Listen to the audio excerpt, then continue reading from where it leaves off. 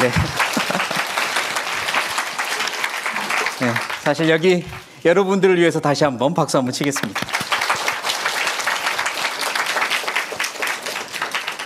올라오는 길이 많이 춥고 험하더라고요. 비전을 품고 올라왔는데 졸리죠? 아닙니까? 네, 대학생들을 위한 주제라고 듣고 왔는데요. 교수님도 앉아 계시는 것 같고, 학부모님도 앉아 계시는 것 같고, 농담이고요. 이렇게 많은 대학생들이 균형 있는 신앙생활을 위해, 그리고 또 그리스도인 학생으로서의 학업 생활을 위해서 관심을 가지고 온 것 같아서요.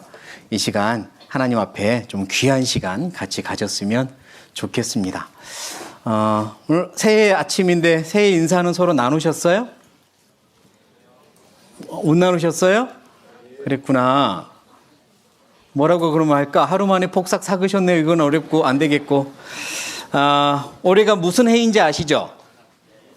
을사년이라고 하더라고요. 네, 뱀의 해고요.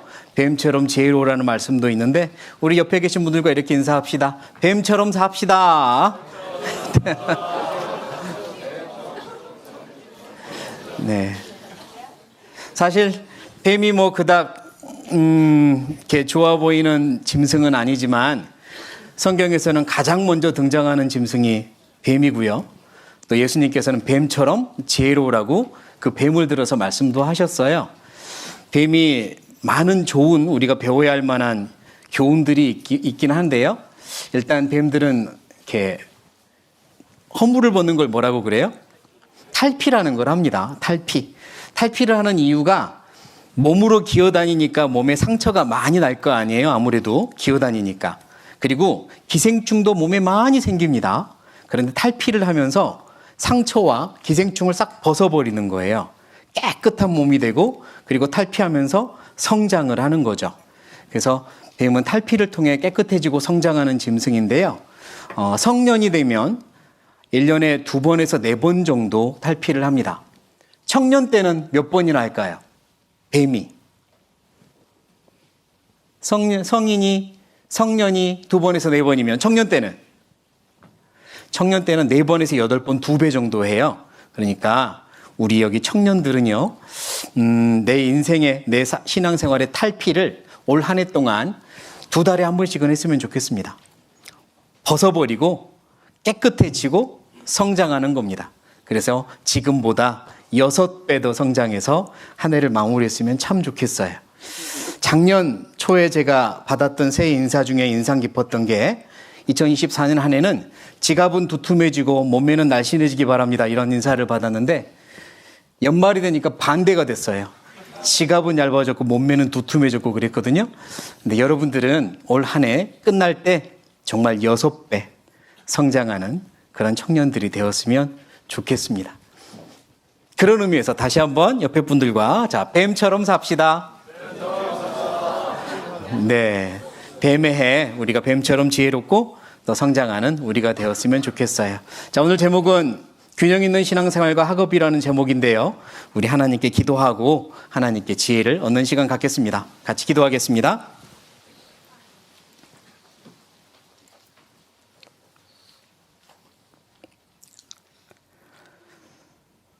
살아계신 하나님, 저희를 만드시고 저희를 구원하시고 저희 삶의 주인이 되어주셔서 감사합니다.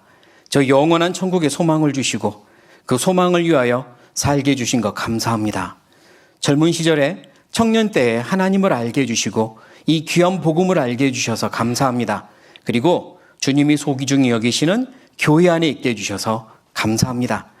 한 해를 함께 해주신 주님이 새해를 주신 것 또한 감사합니다.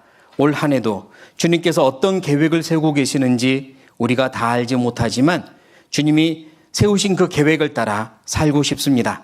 주님께서 우리에게 주시는 선한 열매를 맺고 싶습니다. 주님 앞에 섰을 때 떳떳하고 자랑스럽게 서고 싶습니다. 도와주십시오. 청년의 시절, 특별히 대학생의 시절에 어떻게 사는 것이 합당한 모습인지 주님께서 기뻐하시는 삶인지 배우기 원합니다. 그리고 실천하기 원합니다. 오늘 이 시간 가르쳐 주십시오. 우리의 마음을 활짝 열어 주십시오. 그리고 하나님의 말씀을 심어주십시오. 하나님의 은혜로 채워주십시오. 이 시간 힘을 얻고 위로를 받고 변화받는 시간 되게 도와주십시오. 모든 걸 주님께 부탁드리며 예수님의 이름으로 감사하며 기도드립니다. 아멘. 네, 몇 가지 질문들도 이렇게 미리 냈잖아요. 그래서 질문들을 몇 개 받았는데 그중에 질문 하나만, 좀 인상 깊은 질문 하나만 읽고 시작을 하도록 하겠습니다. 질문을 제가 읽어볼게요. 예전에는 시험 기간이 있더라도 굳건하게 토요교제 및 주일 수요 말씀 등 당연하게 참석했는데 요즘 들어 저희 형제자매님들이 시험 기간만 되면 봉사도 참여하지 못하고 토요교제도 참여하지 못하는 모습이 자주 보이는 것 같습니다. 물론 공부 힘드실 거예요. 열심히 신앙생활 하고 싶어서 계획을 세우더라도 갑자기 과제 폭탄이 생긴다면 계획이 무산되고 자신감을 잃겠죠. 각자의 사정을 들어본다면 충분히 이해가 갈 것 같습니다. 하지만 그렇다고 해서 말씀과 교제를 빠지는 게 자연스러워지면 안 된다고 생각하는데요. 시험 기간만 되면 빈자리가 눈에 띄게 많아 임원들만 겨우 힘없이 교제하는 것 같아 제 마음이 너무 미워집니다. 어떻게 해야 형제자매님들이 힘을 내어 시험의 고난 속에서 교제를 우선시하게 될까요? 라는 질문입니다. 그냥 마음이 많이 느껴졌어요. 얼마나 안타까워하는지, 그리고 좋은 지혜는 없을까, 그런 마음이 느껴집니다. 그리고 또 많은 분들이 여기 계신 분들도 공감을 할 거예요. 그러지 말아야지라고 생각하지만 시험 기간이 오면 갈등을 하고, 그리고 어쩔 수 없어라고 하며 또 이렇게 중요하게 생각했던 것들과 시간을 바꾸기도 하고, 또 시험이 끝나면 후회하기도 하고, 그런 일들을 경험하지 않았을까 싶습니다. 보통 시험이라고 하는 게 나의 학습 능력을 어느 정도까지 지금 키웠나 드러내는 게, 평가하는 게 시험인데요. 또 하나님 입장에서도 시험 기간은 내 믿음이 얼마나 자라났나를 평가하는 도구가 시험 기간인 것 같아요. 특별히 그리스도인 학생들한테 시험 기간은 하나님이 그렇게 시험해 보는 기간입니다. 믿음이 얼마나 자랐나, 어떻게 신앙생활을 하고 있나 딱 점수 내기 좋은 기간이 시험 기간입니다. 그래서 우리가 어떻게 균형 있게 살아야 될까, 또 그리스도인 학생으로서 공부는 또 어떻게 해야 될까 한번 같이 고민을 해봤으면 좋겠어요. 자, 본문으로 누가복음 17장을 찾겠습니다. 누가복음 17장.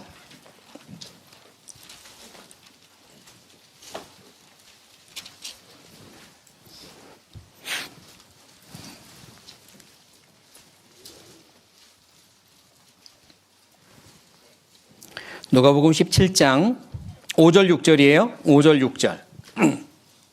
5절 6절 같이 읽겠습니다. 사도들이 주께 여짜오되 우리에게 믿음을 더하소서 하니 주께서 가라사대 너희에게 겨자씨 한 알만한 믿음이 있었다면 이 뽕나무더러 뿌리가 뽑혀 바다에 심기우라 하였을 것이요 그것이 너희에게 순종하였으리라. 누가복음 17장은 전체를 읽어보면 어떤 주제가 그 안에 이 비유와 사건마다 들어있냐면 차원이 다른 삶을 사는 그리스도인의 모습이 그 안에 들어있습니다. 구원을 받고 그리스도인이 되면 믿음을 가지고 생명의 믿음을 받고 생명이 시작된 그리스도인이 되면 삶이 차원이 달라진다는 이야기입니다. 이전과는 완전히 다른 차원의 삶을 시작하게 된다. 그리고 이렇게 사는 거다. 이게 누가복음 17장에 설명하고 계세요. 방금 읽은 5절 6절의 제자들이 믿음을 더하소서라고 부탁을 할 때 예수님은 사실 어떤 대답을 그 안에 숨겨놓고 하셨냐면 믿음이 있어야 믿음을 더할 거 아니냐. 믿음을 더해달라고 믿음이 있어야 더하지. 일단 믿음이 없는데 이 전제로 대답을 하십니다. 믿음이 먼저 필요하다. 그리고 겨자씨만한 믿음 하나만 있더라도 차원이 다른 삶을 살게 된단다. 이 말씀이 5절 6절입니다. 6절을 다시 한번 볼게요. 너희에게 겨자씨 한 알만한 믿음이 있었다면, 이 말을 보니 겨자씨 한 알만한 믿음이 있다고요? 없다고요? 없다는 말씀을 지금 하는 겁니다. 너희는 아직 겨자씨안할 만한 믿음도 없단다. 그런데 믿음을 더해달라고. 믿음이 있다면 뿌리가 뽑혀서 바다에 심기오라 하였을 것이요 그것이 너희에게 순종하였으리라. 자, 너무 이상하고 잘 상상이 안 되는 말씀을 하셨어요. 뽕나무 뿌리는 굉장히 깊고 또 넓게 퍼지는 아주 뽑기 힘든 뿌리입니다. 이 나무 한 그루를 뿌리째 뽑는 건 불가능합니다. 마치 이 그림처럼 뽕나무가 있는데 사람이 이거를 뽑는다? 불가능해요. 그런데 뿌리가까지 뽑혀가지고 바다에 심기라라고 해도 그대로 순종할 것이다 라고 말씀하죠. 이건 사람의 힘으로 안 되는 거잖아요. 그리고 이 뿌리가 땅에 깊이 박혀있는 뿌리가 바다에 가서 심기는 건 또한 말이 안 되는 거죠. 새로운 곳에서 심기고 사는 거잖아요. 그게 차원이 다른 삶을 의미합니다. 겨자씨만한 믿음, 생명의 씨가 내 안에 심기면 구원받으면 그때부터 차원이 다른 삶이 시작됩니다. 내가 이 세상에 뿌리를 내리고 살아왔던 많은 방법들, 이렇게 살아야 돼, 저렇게 살아야 돼. 또 내 앞서 선배들, 내 많은 이웃의 사람들이 살아왔던 방법들, 이렇게 살아야 돼, 저렇게 살아야 돼. 그 모든 뿌리들이 다 뽑히고 새로운 삶이 시작되는 거예요. 새로운 뿌리를 심어서 새로운 곳에 뿌리를 내리고 시작되는 겁니다. 그게 생명의 믿음의 시작이에요. 구원을 받으면 새로운 차원의 삶이 시작됩니다. 그래서 1번, 차원이 다른 삶이 시작되는데 그걸 네 글자로 뭐라고 그래요? 신앙생활이라고 합니다. 따라해 보시죠. 신앙생활. 차원이 다른 삶.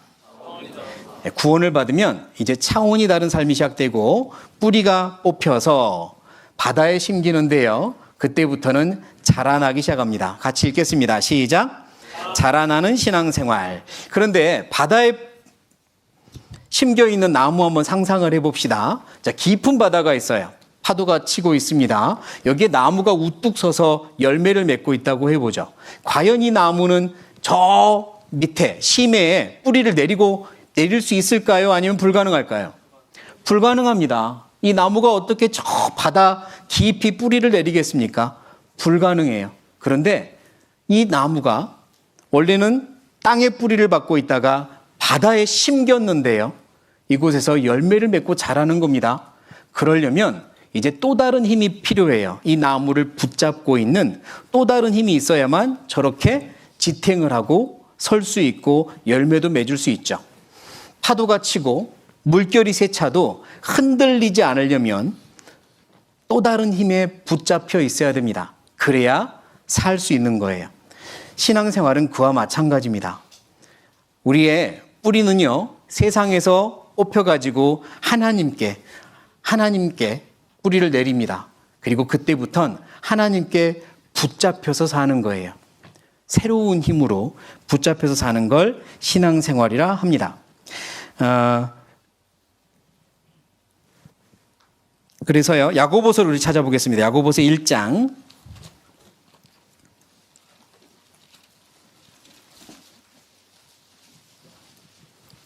야고보서 1장 5절부터예요.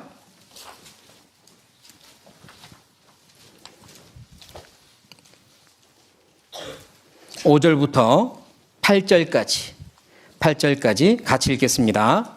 너희 중에 누구든지 지혜가 부족하거든 모든 사람에게 후히 주시고 꾸짖지 아니하시는 하나님께 구하라. 그리하면 주시리라.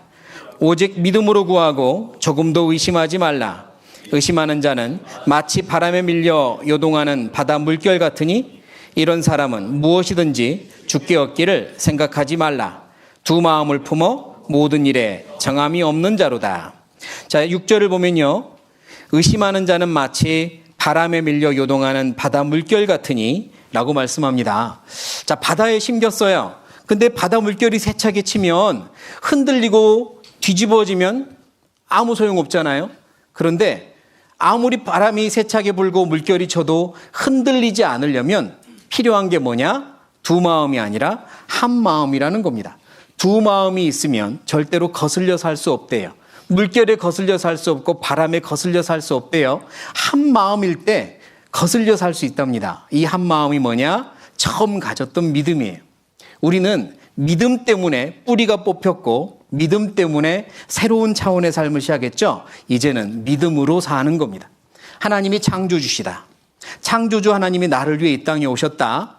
그 창조주 하나님이 나를 위해 죽으셨다. 그의 사랑은 완전하시다. 그의 사랑이 너무 완전하기 때문에 내 구원도 안전하다. 그리고 그분이 여전히 내 안에서 나를 사랑하신다. 그리고 그분이 내 걸음을 계획하시고 인도하신다. 창조주께서 내 걸음 인도하신다. 이 믿음 가지고 사는 거예요. 이 하나의 마음 가지고 사는 겁니다. 두 마음이 생기면 흔들릴 수밖에 없고 뒤집어질 수도 있어요. 세상은 뭐라고 하지? 세상 사람들은 뭐라고 하지? 세상 사람들은 어떻게 살지? 내가 사는 게 지금 맞는 거야?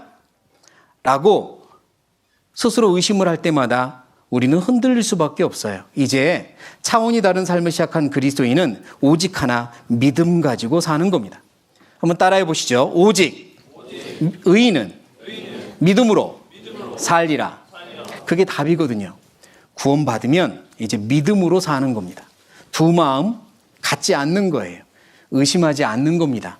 오직 주님 내가 그분 붙잡고 살면, 그분께 맡기면 책임지신다는 믿음 가지고 사는 게 차원이 다른 삶이에요. 그걸 신앙생활이라 부릅니다. 내가 주님께 맡기면 주님 책임지신다. 내 인생 주님이 나보다 더 잘 계획하고 계시고 가장 선한 길로 인도하신다. 내가 주님이 원하시는 대로 따라가면 나머진 책임지신다. 그 믿음으로 사는 겁니다. 그래야 자라날 수 있어요. 그래야 바다에 심겨졌어도 그곳에서 흔들리지 않고 열매 맺을 수 있는 겁니다. 우리는 구원받는 순간 그리스도인이 되었어요. 하지만 완전하지 않죠? 이제 점점 완전한 그리스도인의 모습으로 성장해 갑니다. 그걸 성경에서는 생활의 구원을 이룬다 그래서 생활구원 우린 이렇게 부르기도 하죠. 마치 이와 같아요. 어떤 사람이 군대에 입대했습니다. 군대에 입대했어요. 군인이에요? 아니에요? 네? 군인이에요? 아니에요? 군인입니다. 군대 입대하면 군인이에요. 근데 막 입대한 이 군인들은요, 누가 보아도 군인 같지 않아요. 그렇죠? 누가 보아도 예를 들면 이렇습니다. 자, 입대했습니다. 왼쪽의 모습이 이제 갓 입대한 군인의 모습이에요. 군 입대하면 군인이라 부르지만 신발끈 묶는 것도 몰라요.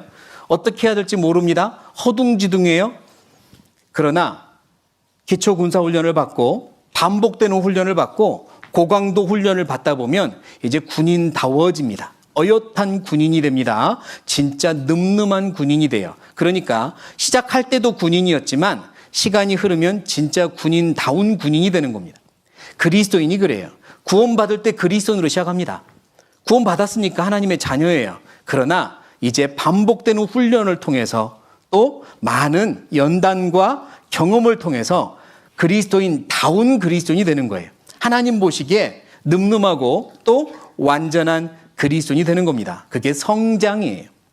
그리스도인은 성장해야 됩니다. 점점 더 늠름해져야 돼요. 열매 맺어야 됩니다.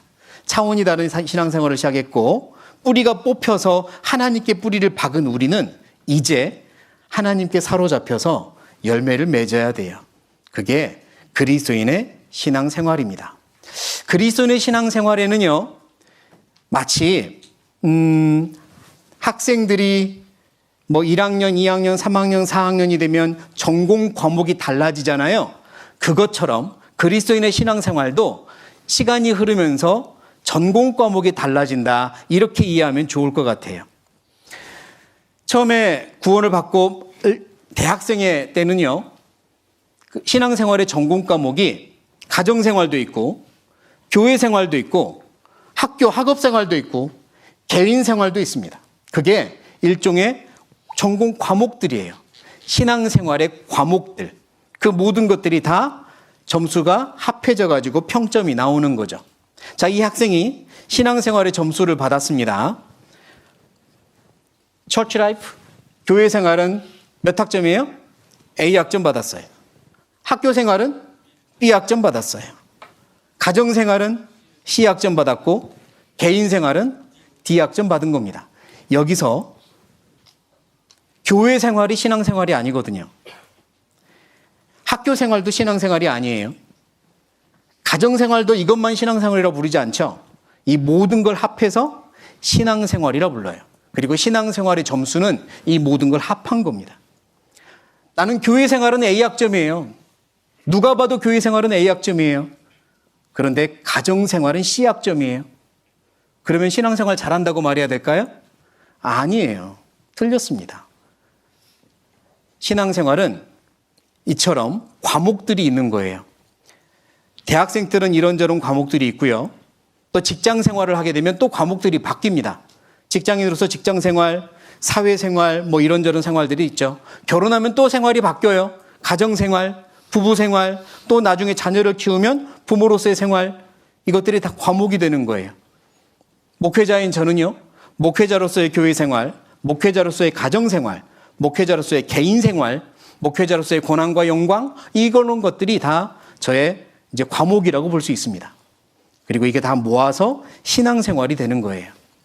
그러니까 우리가 신앙의 열매를 맺어간다 이 말은 내게 주어진 모든 과목들을 다 균형 있게 다 좋은 점수로 골고루 받아가는 것, 그게 이제 신앙의 성장이라고 할 수 있는 거죠. 교회 생활과 신앙생활을 둘 다 잘하고 싶어요. 학교 생활과 신앙생활을 둘 다 잘하고 싶어요. 가정생활과 직장생활과 신앙생활을 둘 다 잘하고 싶어요. 이 문장이 맞아요? 틀려요? 그러면? 네? 이 문장 틀린 겁니다. 가정생활, 학교생활 다 신앙생활이 들어가 있는 거거든요. 그러니까 우리가 신앙생활의 균형이라고 말할 때요. 나는 학교생활과 신앙생활을 어떻게 균형을 맞춰야 될지 모르겠어요. 이렇게 말한다면 약간 오해가 있는 겁니다. 맞지 않는 문장인 거죠.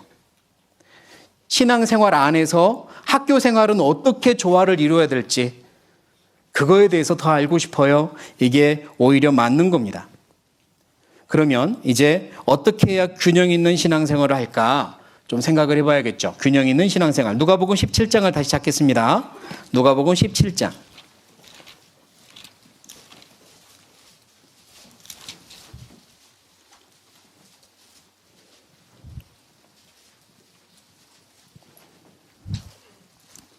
(7절부터입니다)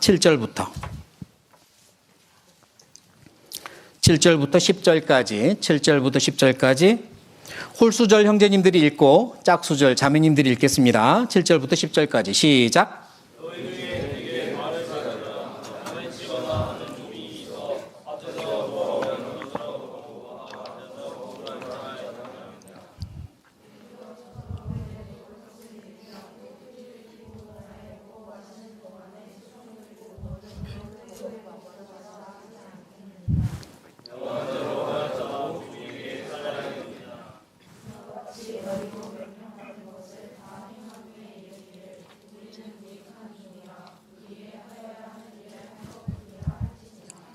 네, 5절 6절에서요. 믿음이 생겼고 뿌리가 뽑혔고 새로운 곳에 심겼으며 차원이 다른 삶이 시작이 됩니다. 그러면 그 바로 다음에 나오는 7절부터 10절처럼 우리의 이제 생각과 많은 것들이 차원이 달라집니다. 이전에 내 삶의 주인은 나였어요. 내가 주인이었습니다. 내가 원하는 대로 했고 내가 원치 않는 건 하지 않아도 됐어요. 어느 누구도 나에게 해라 말아라 하는 거 귀찮았습니다. 그런데 구원을 받잖아요. 그러면 내 스스로 종이 되고 내 스스로 누군가를 내 주인으로 받아들이게 되는 겁니다. 생각도 못했던 일이 벌어진 거예요. 그전에는 내가 주인이었어요. 내 인생은 내 거였고 그런데 내가 스스로 종이 된 겁니다. 그리고 누군가를 주님이라고 부르기 시작했죠. 그리고 그분을 실제로 나는 주님으로 받아들여요. 그분을 위해서 수고하는 게, 그분을 위해 봉사하는 게, 그분을 위하여 땀 흘리고 어려워하는 게 귀찮거나 불평스럽거나 그런 게 아니라 감사한 거예요. 그리고 당연하다고 여겨지는 겁니다. 그게 차원이 달라진 삶이죠. 구원받지 않으면 아무도 이해할 수 없어요. 내가 주님을 위해서 수고하면서 당연한 겁니다. 저 당연하게 할 일을 한 것뿐입니다. 라고 말한다는 건 구원받기 전에는 상상도 못할 일이었죠. 그게 차원이 달라진 삶인 겁니다. 새로운 주인이 생겼어요. 그런데 우리가 그렇게 할 수 있는 이유가 있죠. 수고해놓고 괜찮아요. 저 당연한 일을 했습니다. 라고 말할 수 있는 이유는요. 내 주님이 나보다 훨씬 수고했다는 걸 알기 때문입니다. 오늘 하루 내가 아무리 수고했어도 내 주님이 나를 위해 오늘 수고를 더 많이 했다는 걸 알기 때문이에요. 2024년 내가 아무리 수고했어도 내 주님이 나를 위해 더 많이 수고했다는 걸 내가 알기 때문이에요. 나를 위해 더 많이 무릎 꿇었고, 나를 위해 더 많이 기도하셨고, 나를 위해 더 많이 우셨어요. 나를 위해 더 많이 아파하셨거든요. 그러니까 아는 거예요. 내가 수고를 해도 당연합니다. 당연합니다. 저 할 일을 한 것뿐입니다. 라고 말하는 건 그분이 나를 얼마나 사랑하고 계시는지, 지금도 얼마나 나를 위해 수고하시는지 알기 때문이에요. 그건 그리스도님만이 알 수 있는 겁니다. 이제 구원받으면 차원이 달라졌어요. 새로운 주인이 생겼고 그분을 나는 실제로 기쁘게 모시고 살아요. 그분을 위해 뭐든지 잘하고 싶어요. 여기 나오는 이 종처럼 밖에 나가면 양도 키우고 밭일도 하고 열심히 땀 흘리고 들어왔더니 주인께서 아직 식사를 안 했어요. 주인을 위해서 밥도 차리고 주인을 위해서 씻을 물도 대령하고 주인을 위해서 이것저것 많이 섬겨드리고, 그리고 주인이 다 드시고 나니까 다시 다 수거해서 설거지 깨끗하게 하고, 그 후에 내가 먹고 또 주인 잠자리 보살펴드리고 주무시도록 하고. 근데 이 모든 것들을 다 잘하고 싶거든요. 그래서 이제 신앙의 균형이란 말이 나오죠. 다 잘하고 싶은데 시간적으로나 공간적으로나 여러 가지 물리적으로 그게 불가능하다고 느껴지고 힘들 때가 있잖아요. 다 잘하고 싶은데 어려운 거예요. 시간도 그만큼 안 되고. 어떻게 해야 될까? 어떻게 해야 될까? 어떻게 하면 내 주님을 위해 다 잘할 수 있을까? 이제 고민을 하는 겁니다. 그런데요, 신앙의 균형이라는 단어를 놓고 우리는 보통 어떤 그림을 연상을 하냐면, 균형, 그러니까 보통 양팔 저울 같은 저울을 연상을 합니다. 혹시 균형 그러면 그게 먼저 생각나는 분이 있습니까? 균형 그러면 이런 양팔 저울이 생각나요. 그래서 십자가의 무게와 내 삶의 무게가 비슷하기를 바라거나, 또는 내게 주어진 많은 과목들, 교회 생활, 가정 생활, 학업 생활, 개인 생활 등이 다 일정하게 무게가 비슷해지기를, 어떻게 하면 그렇게 균형을 이룰 수 있을까, 이 고민을 하잖아요. 근데 저는요, 이 그림이 맞지 않다고 말씀드리고 싶어요. 신앙의 균형은 양팔저울을 생각하는 게 아닙니다. 그럼 뭘까? 어떻게 설명을 하면 제일 좋을까? 이것저것 찾아보면서 표현할 수 있는 좋은 그림을 제가 좀 찾아보았는데요. 마침 이제 넷플릭스에서 나왔던 어떤 프로그램에서 이 그림을 발견을 했습니다. 힘센 장사들이 나와서 힘겨루기를 하는 프로그램인 것 같은데요. 그들이 자기 몸무게의 한 40% 정도 되는 조각품을 매달아 놓고 끈으로 이제 팽팽하게 당기고 있는 거예요. 떨어뜨리면 안 되는 겁니다. 떨어뜨리면 탈락. 뭐 그런 게임인 것 같아요. 제가 이 그림이다라는 생각이 들었어요. 균형이란 뭐냐? 내 모든 과목들이, 학교생활, 가정생활, 교회생활, 개인생활, 기타 등등 모든 과목들이 저 하늘 위에서 일정한 평행을 이루며 높이 떠 있는 겁니다. 강력한 힘에 의해서 높이 떠서 일정하게 있는 거예요. 모든 과목들이. 그게 균형이라고 말씀드리고 싶어요. 이 중에서 하나라도 내가 힘이 약해서 놓쳐버리면 툭 떨어져서 깨지겠죠. 모든 걸 다 잘하고 싶은데 내 힘이 약해서, 내가 좀 뭐 부족해서 가정생활을 놓쳐버리기도 해요. 그래서 집에서는 교회 다니지 말라고 막 이러면서 막 야단 맞기도 하죠. 네가 집에서는 교회랑 집이랑 너 너무 다른 거 아니냐고 뭐 이런 핀잔 듣기도 하고요. 교회에서는 열심히 하는 것 같은데 학교는 성적이 계속 떨어지기도 하고요.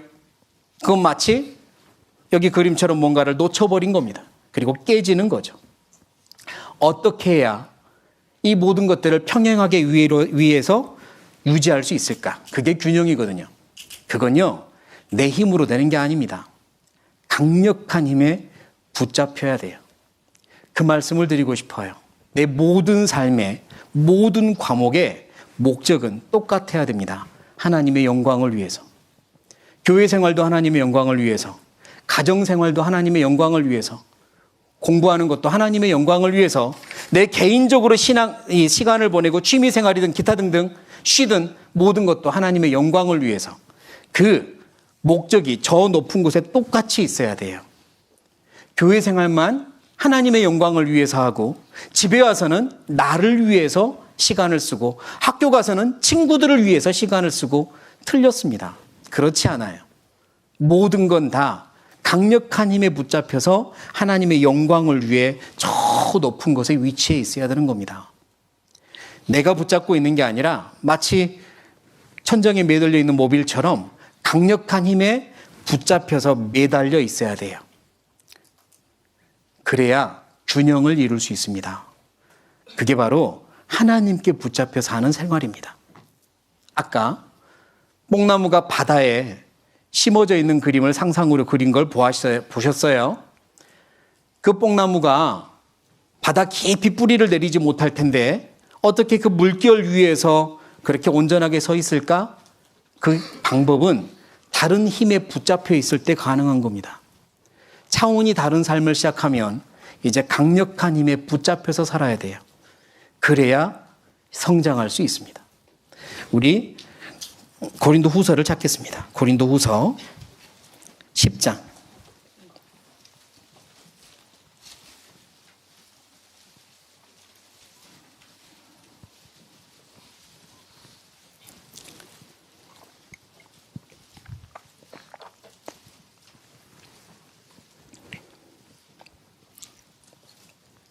4절부터 6절까지 4절부터 6절까지 같이 읽겠습니다. 우리의 싸우는 병기는 육체에 속한 것이 아니요 오직 하나님 앞에서 견고한 진을 파하는 강력이라.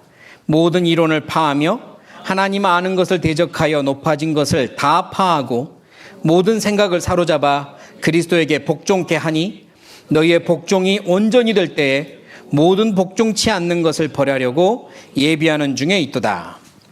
자, 우리의 힘은요, 어떤 육체로부터 오는 게 아닙니다. 내가 가지고 있는 지혜나 달란트로부터 오지 않아요. 주변의 도움을 얻어서 힘을 얻는 것도 아니에요. 우리의 강력한 힘은 오직 하나님께 사로잡힐 때, 주님께 모든 걸 맡길 때, 주님 믿고 따라갈 때 생깁니다. 믿음, 그거 하나가 우리의 강력한 힘인 거예요. 주님께 모든 걸 맡기는 그 힘을 가지고 내 모든 것들이 평행을 이루고 높이 올라가 있는 겁니다. 학교 생활도 공부도 믿음 가지고 하는 겁니다. 그리고 목적은 주님의 영광을 위해 하는 거예요. 가정 생활도 마찬가지입니다. 주님의 영광을 위해서 집에서 살아야 돼요.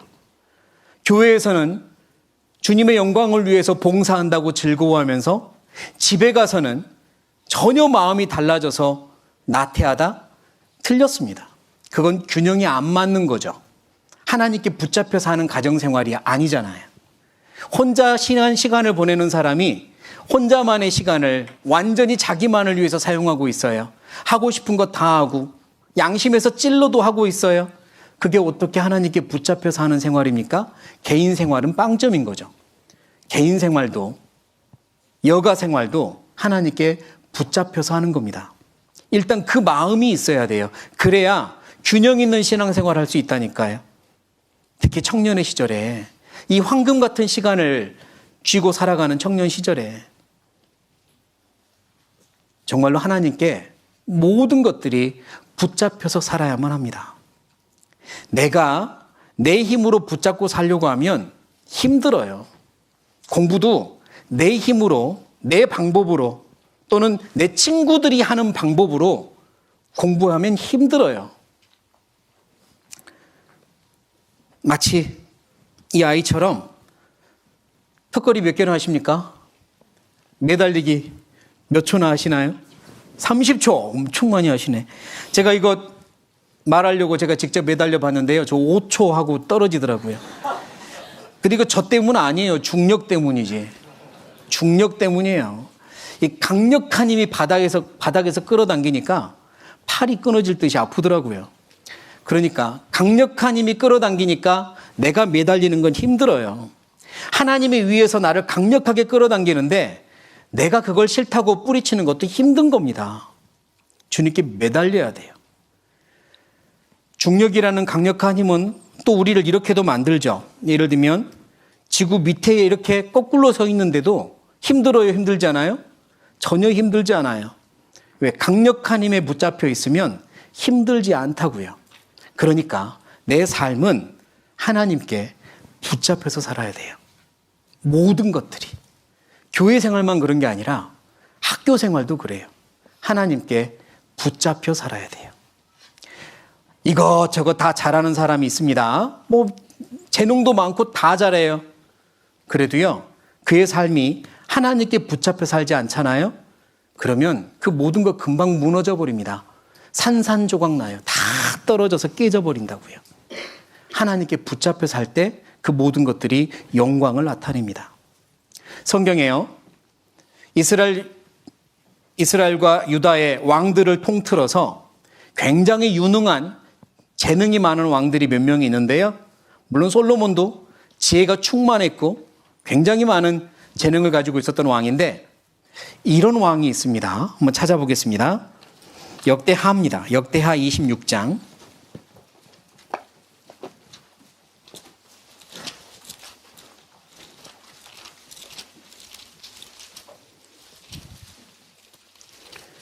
역대하 26장.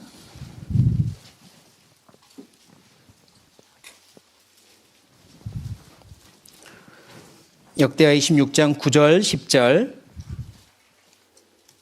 9절 10절 같이 읽겠습니다. 우시야가 예루살렘에서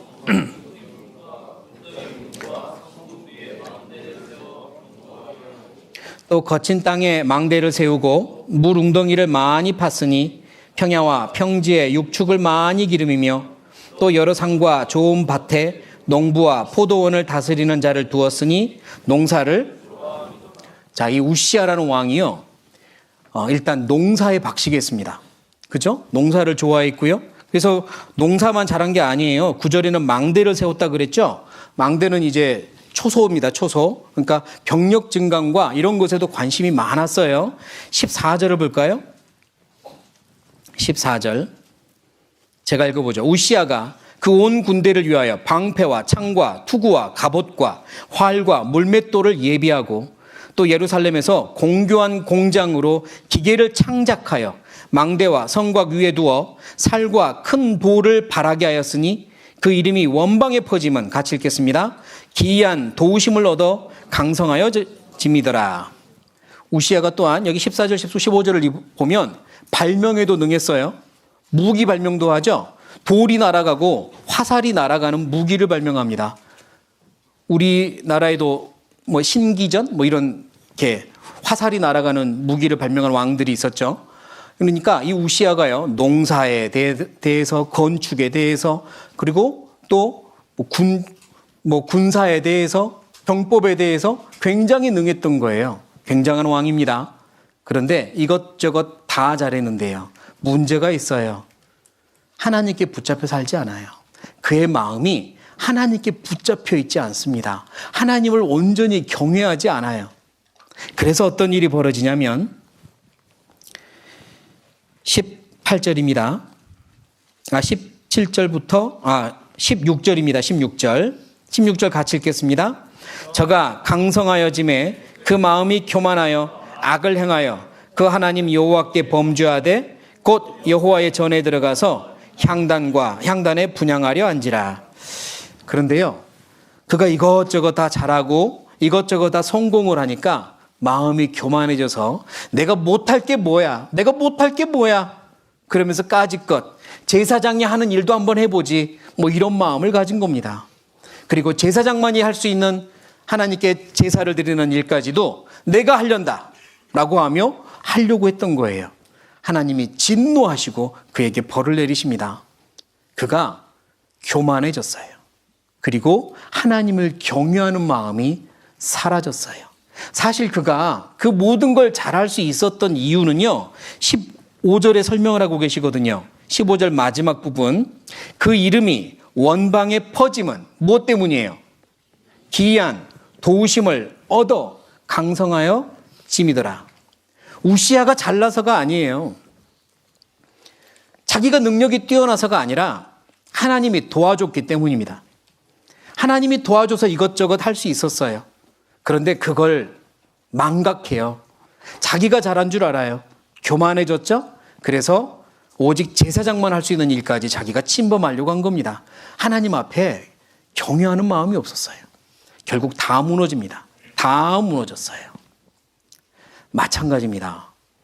내가 이것저것을 할 때 가장 중요한 마음은 하나님께 붙잡혀 사는 마음, 하나님을 경외하는 마음, 하나님을 믿는 마음, 하나님을 인정하는 마음, 혹시 내가 성적이 좋아도 하나님의 기이한 도우심임을 인정하는 마음, 내가 열심히 해서 된 게 아니다.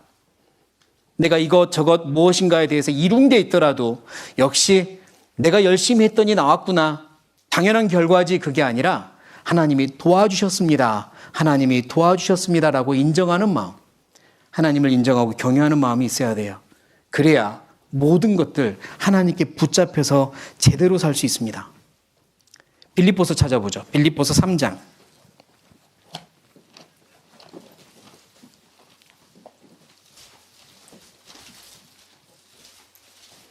빌립보서 3장 12절이에요. 빌립보서 3장 12절. 3장 12절 같이 읽겠습니다. 시작. 내가 이미 얻었다함도 아니요 온전히 이루었다함도 아니라 오직 내가 그리스도 예수께 잡힌 바 된 그것을 잡으려고 쫓아가노라. 저는 사도 바울의 이 간증이 너무 심오하면서도요, 굉장히 뭔가 마음이 막 이렇게 뭉클해지는 간증입니다. 잡힌 바 된 그것을 잡으려고 쫓아간대요. 사도 바울은 일단 사로잡혔습니다. 다메섹으로 가는 길에 찬란한 빛 속에서 예수님의 음성을 들었고 예수님을 만났죠. 그리고 나중에 자기가 그토록 핍박하고 저주에 가깝게 미워했던 그 예수라는 분이 자기의 구원자, 나를 위한 창조자, 그분이 이 땅에 나를 위해 오신 완전한 사랑의 구원자라는 걸 발견한 겁니다. 그리고 그분의 사랑에 사로잡혀버려요. 그분의 사랑에 사로잡히고 나니까 삶이 바뀌어 버립니다. 차원이 다른 삶이 시작된 거예요. 그동안 이 땅의 뿌리가 뽑혀버렸어요. 그리고 오직 믿음으로 사는 방법으로 삶이 바뀌었잖아요. 자기가 자기 삶의 주인이었는데 이제 그 주님이, 예수님이 자기의 주인이 된 거예요. 그렇게 사는 모습이 너무 신기하잖아요, 자기가. 그래서 이 사로잡힌 사랑을 또 자기가 잡고 싶어서 쫓아간대요. 이 사랑의 주님을 내가 정말 그분 쫓아가서 만나고 싶다.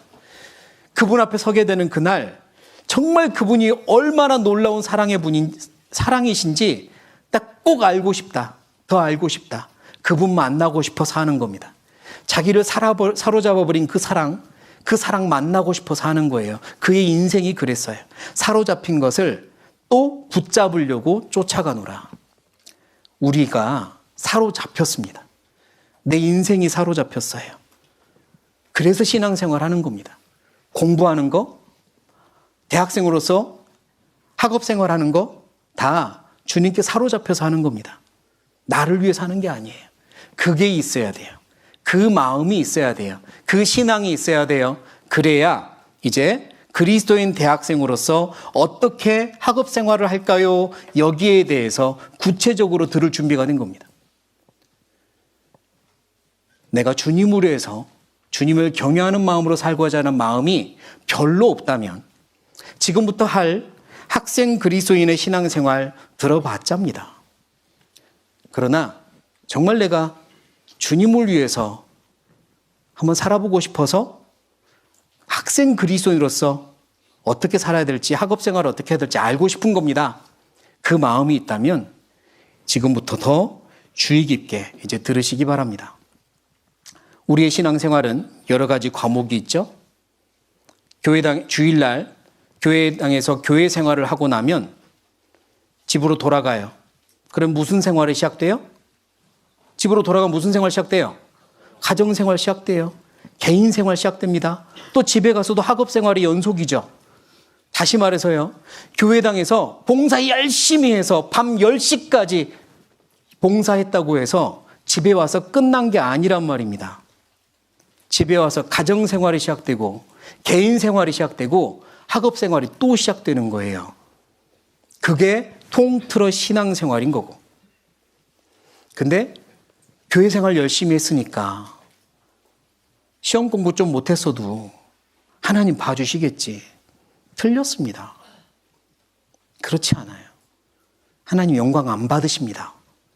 하나님께 붙잡혀서 하는 신앙생활 아니거든요, 그건. 후속 조치를 잘하세요. 제가 우리 청년, 여기 이제 대학생들도 있지만, 특별히 청년 임원들한테 가끔 하는 말이 후속 조치 잘하라고 합니다. 교회당에서 밤 10시까지 봉사하고 집에 돌아가면 결혼한 형제님들이면 자매님이 기다리고 있는데 자기 열심히 봉사하고 왔으니까 이해해달라며 아무것도 안 하고 쉬어요? 후속 조치를 못한 겁니다. 집에 가서 새로운 가정생활이 시작되거든요. 그게 신앙생활이거든요. 그런데 그걸 하지 않아요. 그러면서 자매 보고 믿음이 없대요. 내가 교회에서 이렇게 열심히 하고 왔는데 왜 나를 오히려 위로해주고 쉬게 해줘야지 더 힘들게 하는 거냐고. 후속 조치를 못한 거죠. 그거 하나님 영광 받지 않으십니다. 모든 게 신앙생활이에요. 모든 게 저 높은 곳에서 하나님의 영광을 위해서 달려있다고요. 자, 그러면 학생 그리스도인은, 대학생 그리스도인은 어떻게 살아야 될까? 무엇을 명심하고 살아야 될까? 첫 번째입니다. 1번 같이 읽겠습니다. 먼저가 있고 나중이 있다. 좋습니다. 누가복음 17장을 다시 찾겠습니다. 누가복음 17장.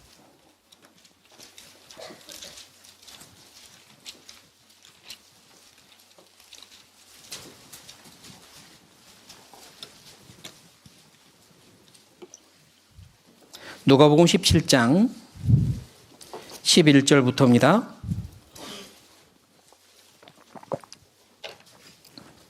자, 이제 또 어떤 차원의 다른 삶을 예수님께서 말씀하시는지 보겠습니다. 11절.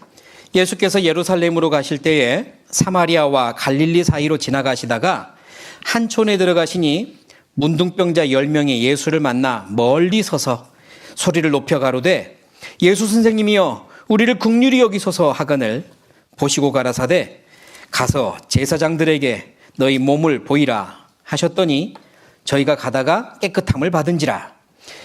15절부터 17절까지 같이 읽겠습니다.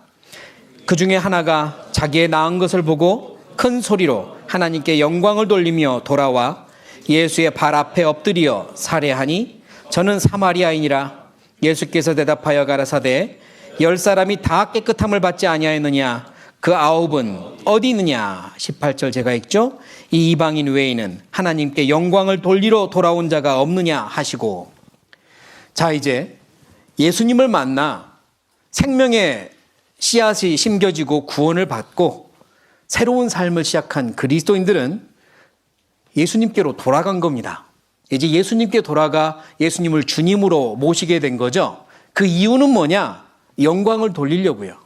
이젠 영광 돌리며 살려고 그렇게 시작된 겁니다. 내 삶은 예수님께 영광 돌리며 사는 겁니다. 그럼 어떤 영광을 돌릴까? 뭐 이렇게 저렇게 생각해 볼 수 있는데요. 저는 나름 이렇게 혼자서 묵상을 하며 생각을 합니다. 예수님이 이 땅에 오실 때 모든 영광을 다 버리고 오셨어요. 그분의 영광은 다 산산조각 나고 오셨습니다. 이 땅에 오셔서도요, 모든 사람들에게, 죄인들에게 그분의 영광이 다 밟히고 깨져버렸어요. 나를 위해서 모든 영광 다 버리고 깨지셨죠. 그리고 십자가 위에 저주받은 죄가 되어서, 죄의 덩어리가 되어서 나를 위해 죽으십니다. 그로 인해 내가 구원을 받고 새로운 삶이 시작됐죠. 이제 내가 할 일은요, 그 깨져버린 영광의 조각들을 다 주워서 돌려드리는 겁니다. 영광을 돌려드린다는 말은 그분이 버리고 그분이 깨뜨려 버리신 영광들을 내가 찾아서 다 주워서 다 완성시켜서 돌려드리는 겁니다. 그게 내 삶의 목적이에요. 주님이 받으셔야 될 영광, 주님이 밟혀버리신 영광, 제가 다시 찾아 돌려드리겠습니다. 주님은 만왕의 왕이시고 창조주의 신중의 신이시며 나의 모든 것의 주인이신데 세상 사람들이 주님을 몰라보고 주님을 손가락질합니다. 저라도 주님이 받으셔야 될 영광 돌려드리겠습니다. 저의 모든 삶을 통해 누군가가 나에게 칭찬을 한다면 그 칭찬과 영광을 하나님께 돌려드리겠습니다. 저의 모든 삶을 통해 누군가가 영향력을 받는다면 그 모든 것을 다 가지고 하나님께 돌려드리겠습니다. 저의 삶을 통해 누군가가 구원을 받는다면 그 기쁨과 영광도 하나님께 돌려드리겠습니다. 주님이 버리시고 깨뜨려지신 그 모든 영광의 조각들 제가 찾아서 돌려드리겠습니다. 그게 차원이 다른 삶인 겁니다. 우리는 그래서 삽니다, 이제. 그래서 공부하는 거예요. 그래서 가정생활 하는 거고, 그래서 직장을 위해서 기도도 하는 겁니다. 또 그래서 결혼도 하는 거예요. 영광을 위해서 주님께 영광 돌려드리려고. 그게 구원받은 사람만 가질 수 있는 삶의 목적이에요. 내 영광을 위해서 하는 게 아니라, 내 기쁨을 위해서 하는 게 아니라, 내 만족과 내 성취를 위해서 하는 게 아니라 그 모든 걸 가지고 주님께 돌려드리려고 사는 거니까 아무도 이해하지 못해요. 구원받은 그리스도인만 이해하지. 그게 내 삶의 목적입니다. 그래서 먼저가 있고 나중이 있습니다. 그렇게 살기 위해서 먼저는요, 주님인 거죠. 주님의 영광인 겁니다. 주님의 영광. 그게 내 삶의, 내 신앙의 먼저인 겁니다. 마태복음 6장을 찾죠. 마태복음 6장.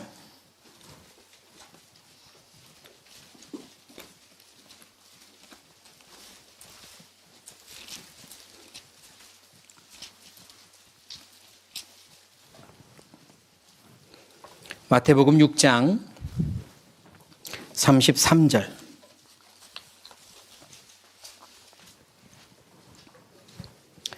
(6장 33절) 같이 읽겠습니다. 너희는 먼저 그의 나라와 그의 의를 구하라. 그리하면 이 모든 것을 너희에게 더하시리라. 처음 보는 말씀 아니죠? 외우셨죠? 자, 마태복음 6장 33절 같이 외워보겠습니다. 시작.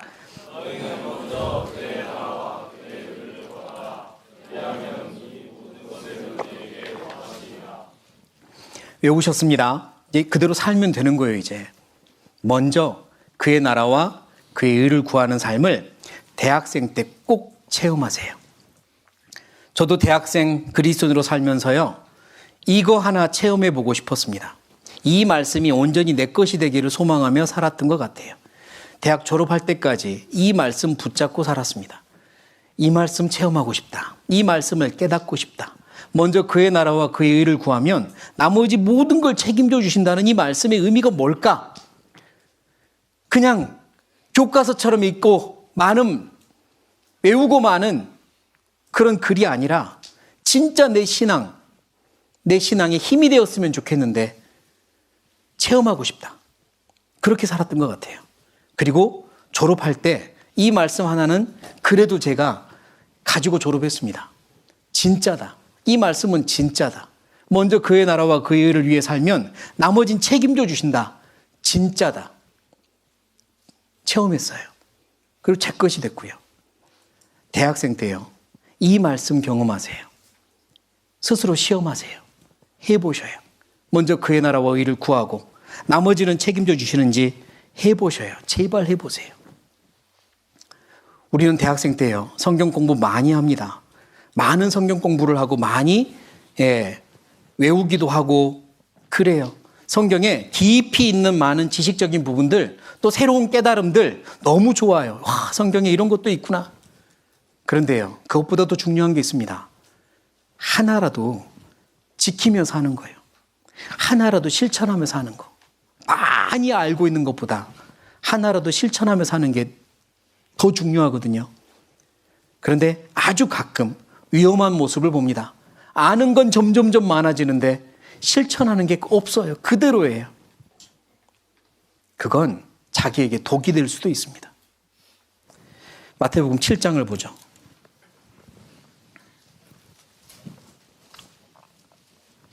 7장 24절부터 27절까지 보면 반석 위에 집을 지은 지혜로운 사람과 모래 위에 지은 어리석은 사람이 비교되고 있어요. 비유로. 둘의 차이가 뭔지를 꼭 찾아보세요. 둘의 차이가 뭔지 제가 읽겠습니다. 24절. 그러므로 누구든지 나의 이 말을 듣고 행하는 자는 그 집을 반석 위에 지은 지혜로운 사람 같으리니 비가 내리고 창수가 나고 바람이 불어 그 집에 부딪히되 무너지지 아니하나니 이는 주초를 반석 위에 놓은 용고요. 나의 이 말을 듣고 행치 아니하는 자는 그 집을 모래 위에 지은 어리석은 사람 같으리니 비가 내리고 창수가 나고 바람이 불어 그 집에 부딪히되 무너져 그 무너짐이 심하니라. 자, 둘의 큰 차이점이 뭡니까?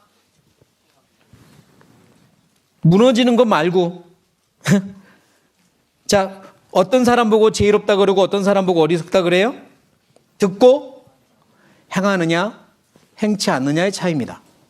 듣고 행하는 자는 반석 위에 집을 지은 지혜로운 사람이고 듣고 행하지 않는 사람은 모래 위에 집을 지은 어리석은 사람이래요. 어떤 사람에게도 모든 그리스도인에게도 비가 내리고 창수가 나고 바람 붑니다. 모든 그리스도인에게 시험과 연단은 있어요. 그러나 말씀을 듣고 행하는 그리스도인은 그 모든 것들이 있어도 흔들리지 않습니다. 열매 맺어요. 그러나 행치 않는 게 습관이고 머릿속으로 알고만 있는 사람들은 넘어집니다. 자기 게 아니거든요. 그러니까 다른 것도 많이 내가 실천을 해봐야 되지만 다른 어떤 것보다 마태복음 6장 33절 그 옆에 있는 이 말씀이요. 대학생 때 꼭 실천하세요. 먼저 그의 나라와 그의 의를 구하는 것. 그게 무엇인지 내 삶으로 실천하세요. 그리고 내가 신앙이 이만큼 되었다고 입증하세요. 먼저 그의 나라와 그 의를 구하는 삶이 무엇입니다. 라고 간증할 수 있도록 해보세요. 대학생 때요. 그거 배우셔야 합니다. 이 말씀은 하나님이 우리에게 주신 약속이에요. 모두가 경험해 봐야 될 약속입니다. 그럼 먼저 그의 나라와 그의 의를 구하는 건 뭘까? 우리의 신앙 과목 중에 학교생활, 가정생활, 교회생활, 개인생활, 신앙 과목 중에 모든 것이 저 위에 평행하게 골고루 높이 있어야 되는 과목이지만 그래도 가장 중요한 것 하나를 꼽으라면 이겁니다. 누가복음 17장 다시 가겠습니다. 누가복음 17장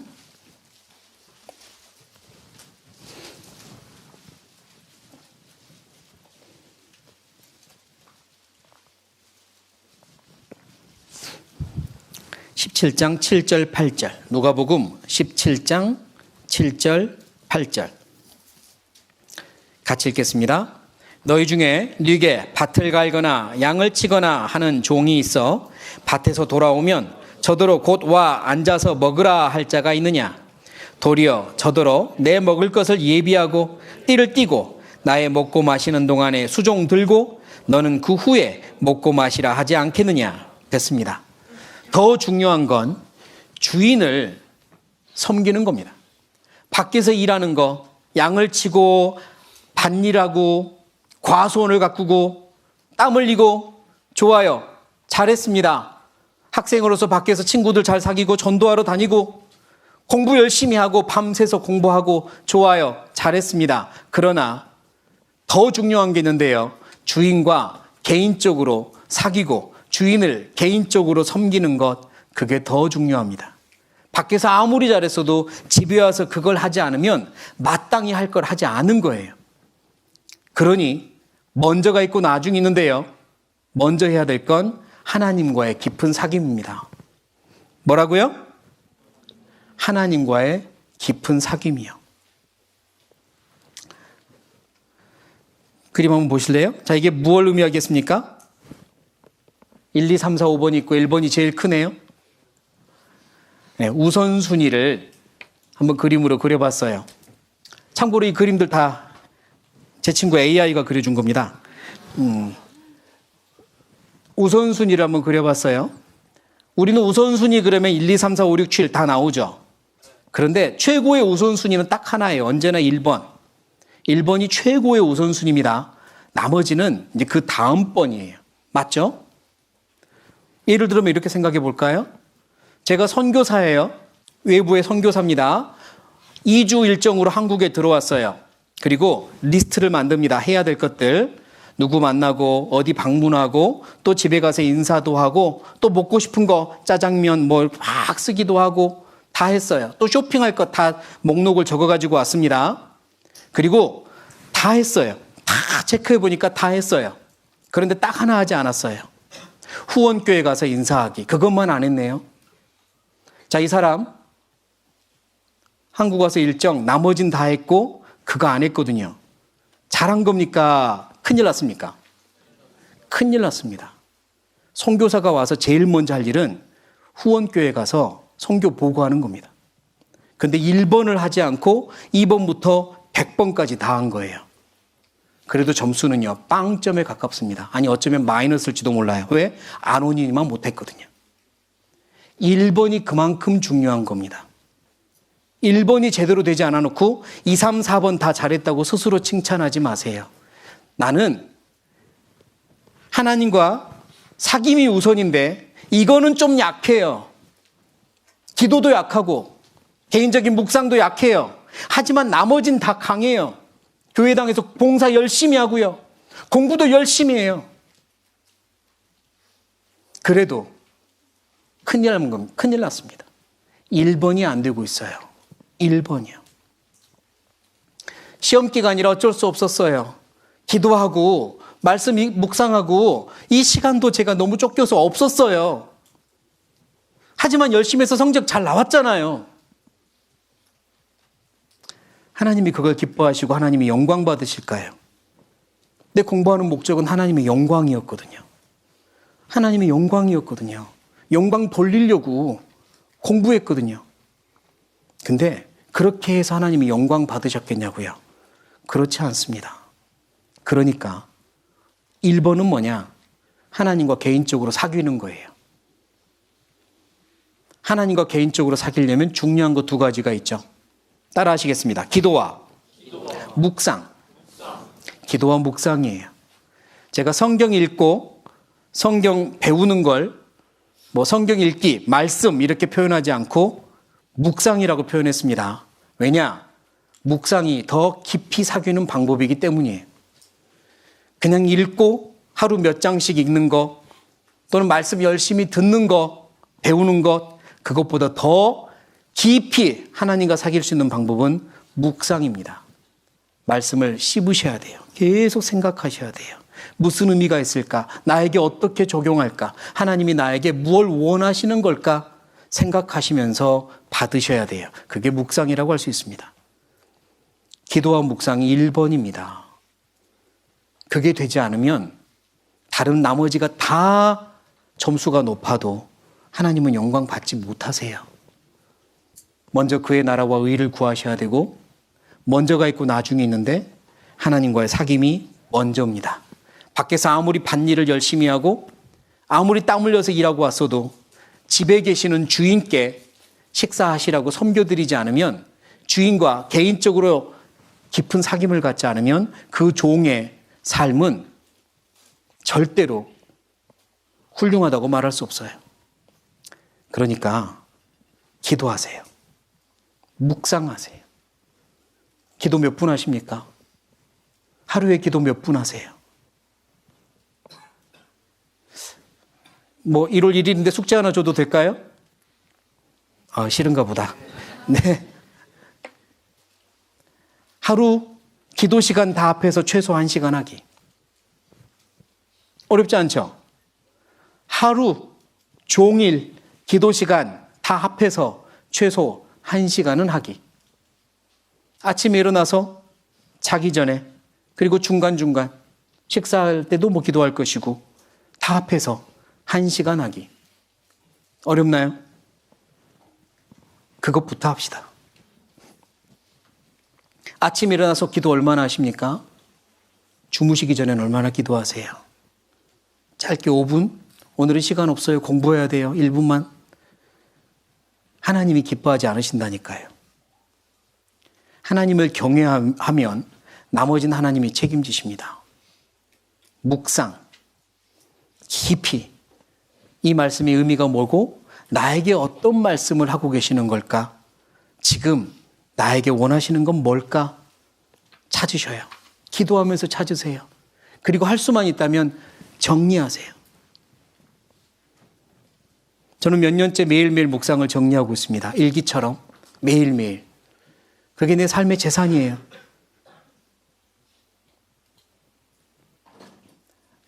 해보셔요. 개인적으로 기도와 묵상이 필요합니다. 이 그림 한번 보셔요. 집에 생일 파티네. 해피 버스데이. 생일 파티입니다. 그런데 주인공은 혼자 외로이 앉아있고 다른 사람들만 상에 앉아서 즐거워하고 있어요. 절대로 좋아 보이는 모습 아니죠? 주인공이 기뻐할 모습이 아니잖아요? 나의 하나님이, 내 삶의 주인이신 하나님이 외로이 그냥 꽃갈 모자 쓰고 주님! 이라고 호칭 붙여서 저기 계시고 나 혼자 다른 데서 파티하고 있다면 그게 어떻게 신앙생활이냐고요. 그게 어떻게 주님이 기뻐할 생활이에요. 내 주님과 사귀어야죠. 내 주님과. 하루 24시간 중에 기도로 1시간, 묵상으로 1시간. 그 시간이 긴 게 아닌데요. 그래야 합니다. 그래야 주님이 내게 지혜를 주시고 총명을 주시고 힘을 주세요. 다니엘 1장입니다. 다니엘 찾아보죠. 다니엘 1장.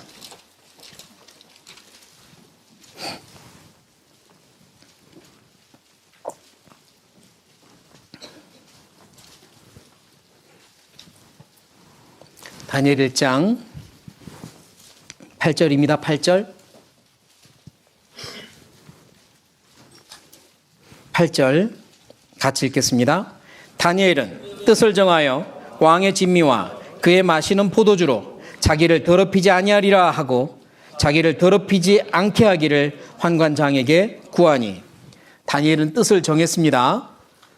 하나님을 경외했기 때문에, 하나님이 삶의 중심이었기 때문에, 하나님께 자기 삶을 붙잡혔기 때문에 뜻을 정했어요. 다른 어떤 것도 자기를 붙잡게 하지 않도록, 다른 어떤 것도 자기를 더럽히지 않도록 뜻을 정했죠. 그리고 다니엘은 그 이방 땅에 가서 교제도 없고 말씀도 없고 주변에 자기랑 함께 신앙의 어떤 동역을 할 사람이 부족했는데 믿음을 지켰잖아요. 그 중요한 힘 하나는 기도였죠. 기도 하루 3번씩 언제나 감사의 기도를 드렸거든요. 그가 이렇게 뜻을 정했더니 나머지는 책임지셨죠. 17절입니다. 17절 같이 읽겠습니다. 하나님이 이 네 소년에게 지식을 얻게 하시며 모든 학문과 재주에 명철하게 하신 외에 다니엘은 또 모든 이상과 몽조를 깨달아 알더라. 나머지는 하나님이 책임지셨습니다. 그에게 지식을 줬고요. 학문과 재주에 명철하게 하셨고 모든 걸 깨닫게 해주셨어요. 그건 하나님이 해주시는 거거든요. 내가 아무리 노력해서 이거를 얻어보려고 점수 1점 올려보려고 하는 것보다 하나님이 주시는 게 훨씬 낫죠. 하나님이 주시는 게. 그럼 어떻게 하나님이 주시는 걸 받느냐? 먼저 하나님을 경외하고 먼저 하나님과 깊이 사귀는 겁니다. 그리고 계속 여쭙는 거예요. 지금 제가 할 일이 뭡니까? 지금 이 시간 제일 중요한 게 뭡니까? 지금 이 시간 제일 중요한 게 교회 생활일 수도 있고요. 지금 이 시간 제일 중요한 게 가정 생활일 수도 있습니다. 지금 이 시간 제일 중요한 게 학업일 수도 있어요. 그건 그 모든 것의 주인 되신 하나님께 기도하면서 찾아가는 거예요. 지금 제가 할 일이 뭡니까? 말씀과 기도, 그리고 플러스 하나 더 있습니다. 따라해 보시죠. 교제. 교제를 중요시 여기세요. 내 안에 거하라. 그리하면 열매를 맺을 거라고 하셨거든요. 교제 안에 있으세요. 내가 당연히 있어야 될 교제, 그 안에 있는 겁니다.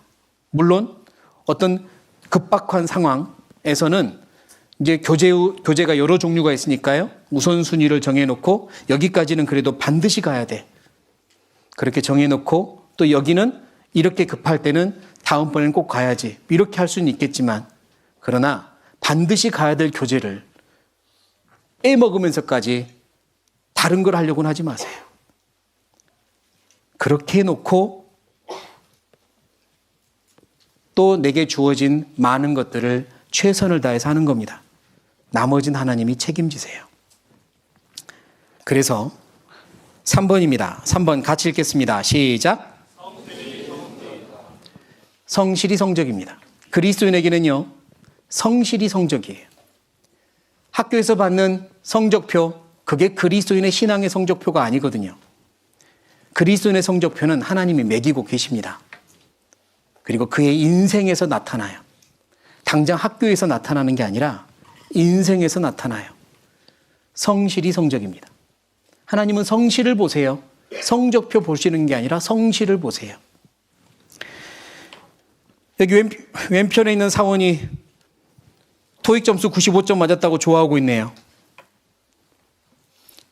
그런데 상인, 그의 사무실 책상은 어지러워져 있고요. 여러 가지로 단정하지 못해요. 스스로 95점 맞았다고 기뻐하고 있을 때 옆에서 그의 인사고과를 채점하고 있는 그의 선임은 그에게 50점을 주고 있습니다. 왜? 너의 점수는 95점이 아니라 50점이야. 모든 걸 보고 내리는 결론이겠죠. 하나님이 우리를 그렇게 보고 계세요. 학교 성적 높다고 해서 하나님도 내게 성적을 좋게 주시고 하나님도 나에게 기뻐하실까? 그렇지 않아요. 하나님은 성실을 원합니다. 성실한 자에게 열매를 주세요. 성실한 자에게 결실을 주십니다. 인생에 주세요. 인생에. 그래서 우리는요, 성실해야 됩니다. 골로새서 찾겠습니다. 골로새서 3장.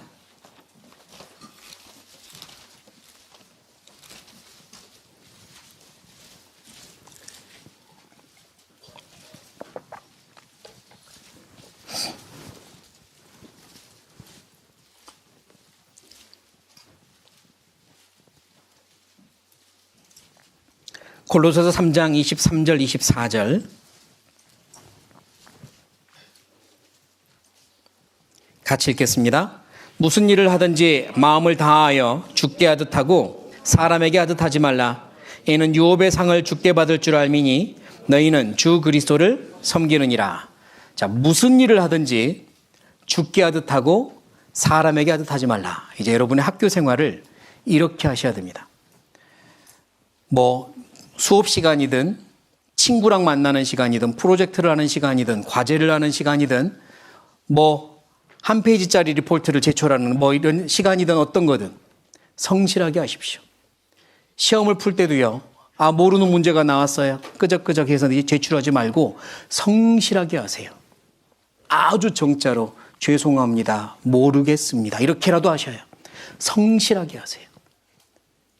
그걸 다 지켜보고 있습니다. 교수님도 친구들도 그리고 무엇보다 하나님이 지켜보세요.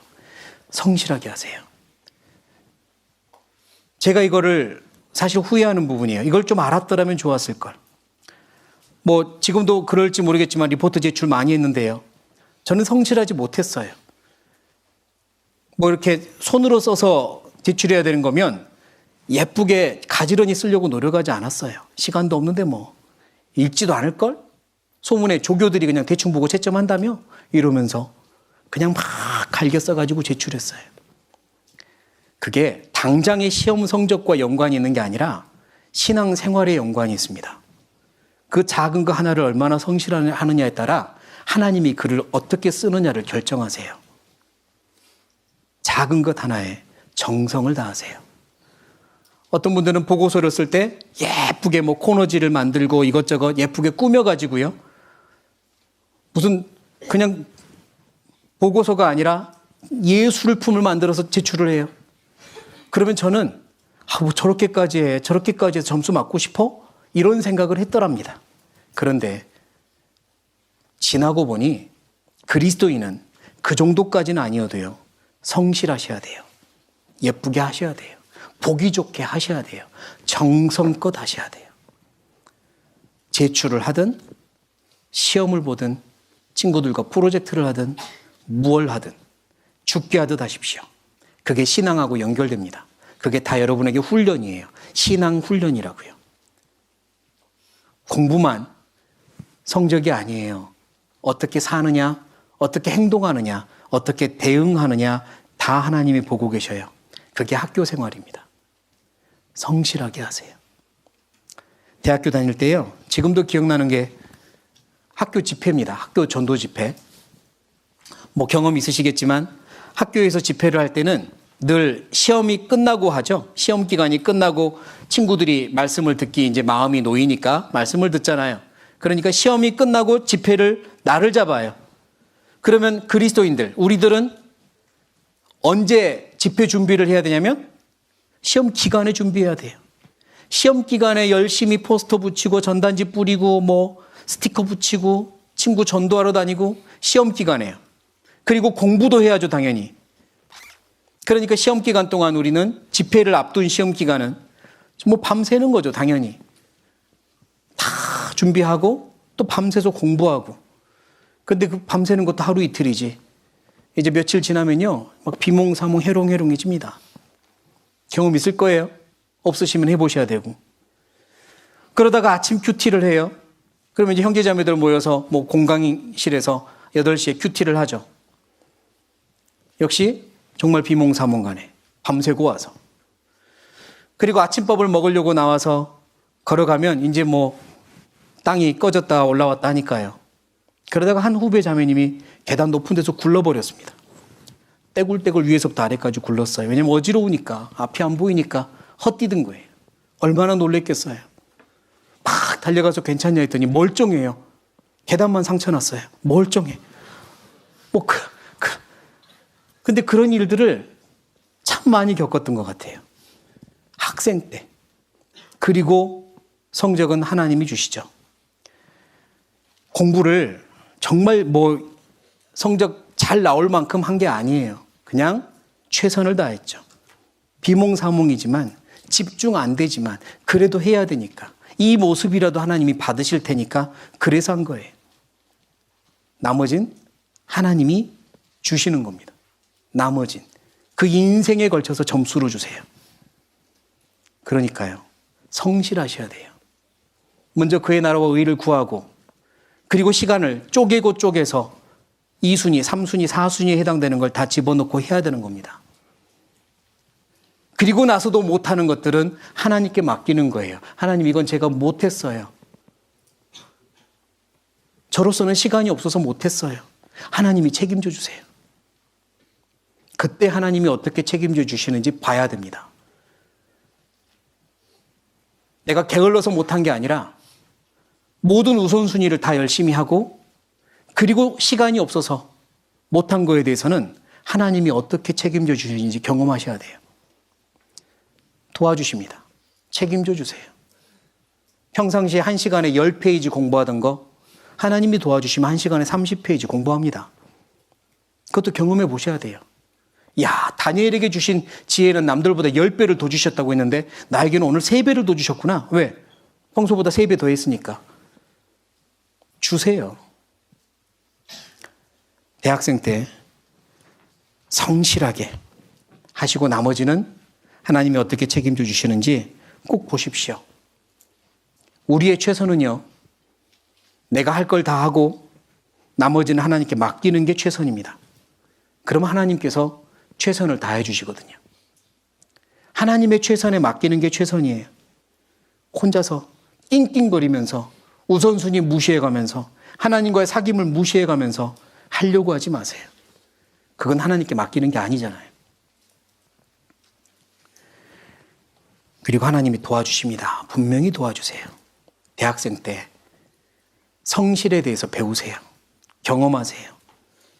밤새서 공부하는 게 무슨 의미인지, 너무 졸리지만 머릿속에 들어오지 않지만 그래도 주님 보라고 앉아서 공부하는 신용이라도 하는 건 또 무슨 의미인지 경험하세요. 일부러 정성을 다해서 뭔가를 한다는 게 무슨 의미인지 경험하세요.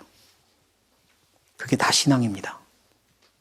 하나님이 그걸 보시고 갚아주시는 거예요.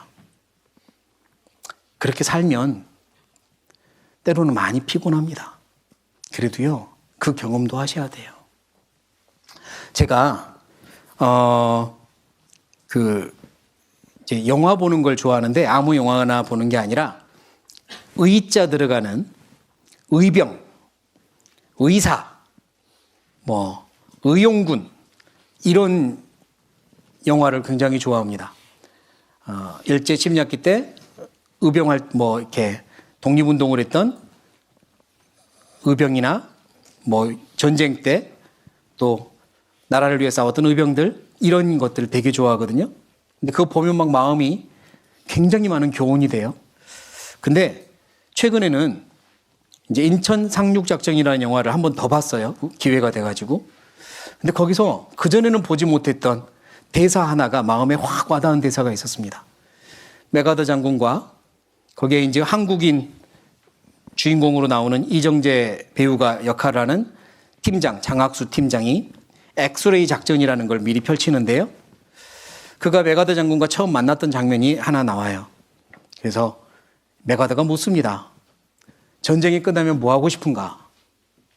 그랬더니 그 사람이 하는 말이 잠 좀 푹 자고 싶습니다 이러더라고요. 잠 좀 푹 자고 싶습니다. 근데 그게 마음에 너무 와닿았어요. 와, 나도 천국 가면 뭐 하고 싶냐? 잠 좀 푹 자고 싶습니다. 이렇게 살고 싶어. 그렇게 한번 살아봤으면 좋겠다. 잠 좀 푹 자고 싶습니다. 그들은 자기들의 그 의로운 일을 위하여 최대한 성실하게 잠 줄여가며 그렇게 산 거 아니에요? 그리스도인들은 먼저 그의 나라와 그의 의를 구하라고 했는데 정말로 그렇게 사나 생각이 들어요. 지금 여기 앉아 계신 분 중에 잠 좀 푹 자고 싶은 분 있죠, 지금? 네. 성실하게 살고 있다는 의미입니다. 어젯밤부터 지금까지. 천국 가서요, 그때 가서 푹 쉬어도 되고, 또 우리가 사는 이 시간 동안 하나님이 쉼이라는 시간을 주실 때 푹 쉬어도 돼요. 이따가 보겠지만. 하지만 성실한 사람이 휴식이라는 것도 신앙 안에서 가질 자격이 되는 겁니다. 자, 우리는 성실한 사람이 되기 위하여 우리가 가진 이 시간들을 이제 다스려야 됩니다. 시간을 잘 다스려야 됩니다. 네 번째, 같이 읽겠습니다. 시작. 시간을 다스리라. 하나님이 모든 걸 창조하시고 에덴 동산에 아담과 하와를 살게 하신 다음에 다스리라고 하셨어요. 다스리라고 했죠. 저는 그 다스리라고 한 그 안엔 시간도 들어간다고 봅니다. 왜냐하면 시간도 피조물이거든요. 하나님이 창조한 피조물이 시간이에요. 하나님의 아들들, 창조주의 아들들인 그리스도인들은 피조물에 끌려다녀서는 안 되죠. 피조물을 끌고 다녀야지. 시간은 우리가 끌려다닐 대상이 아니라 끌고 다닐 대상입니다. 시간은 다스려야 돼요. 시간 없다고 쫓겨다니는 게 아니라 시간을 내가 넉넉하게 만들어야 돼요. 시간은 다스려야 됩니다. 이사야 38장에 보면 히스기야 왕이 나옵니다. 죽을 병에 걸려서 유언하라, 이사야가 그렇죠. 하지만 하나님께 간절히 기도했고 하나님이 그의 기도를 들어주셔서 선지자를 다시 보냈어요. 그리고 그의 수명에 몇 년을 더합니까? 몇 년을 더해요? 네, 15년을 더합니다. 15년을 더 살게 했어요. 그때부터 그는요, 시한부 인생이 된 겁니다. 히스기야는 자기가 죽을 날을 알아요, 몰라요? 대충 압니다. 이제 언제 죽을지 알아요. 15년을 더 해줬거든요. 하루하루 살 때마다 카운트할 수 있어요. 며칠 남았다, 며칠 남았다. 1년 지나고 2년 지날수록 이제 마음이 좀 조급해질 겁니다. 13년이 지나면 2년 남았다. 그때 그 시간은 어떤 의미가 있을까요? 마음대로 보내고 싶을까요? 그렇게 안 됩니다. 그의 수명이 정해지고 나면 하루라는 시간의 의미가 달라져 버려요. 영원히 평생 살 것 같은 사람이, 영원히 평생 사는 것처럼 사는 사람이 시간을 낭비하고 사는 겁니다. 하루 낭비해도 아무렇지 않은 거예요. 자기가 시한부 인생이라고 생각하면 그렇게 못 살죠. 정말로 시간을 다스릴 수 있는 사람은요, 내 시간이 영원하지 않다. 내 시간 영원하지 않다. 정말 귀한 시간, 한정적으로 주어졌다. 그걸 아는 사람이 다스릴 수 있는 겁니다. 나에게 시간이 영원히 주어졌나요? 그렇지 않아요. 한정적으로 주어졌어요. 그러니까 하루하루 지날 때마다 내가 하루를 어떻게 썼지? 얼마나 가치 있게 썼나? 돌아볼 필요가 있는 거예요. 그런 마음이 필요해요. 그래야 시간을 다스릴 수 있습니다. 그런 마음도 없으면서요, 어디 프로그램에 시간 관리 프로그램, 시간 관리하는 법, 그런 마음 없으면 그거 봐봤자 100번 봐도 소용없어요.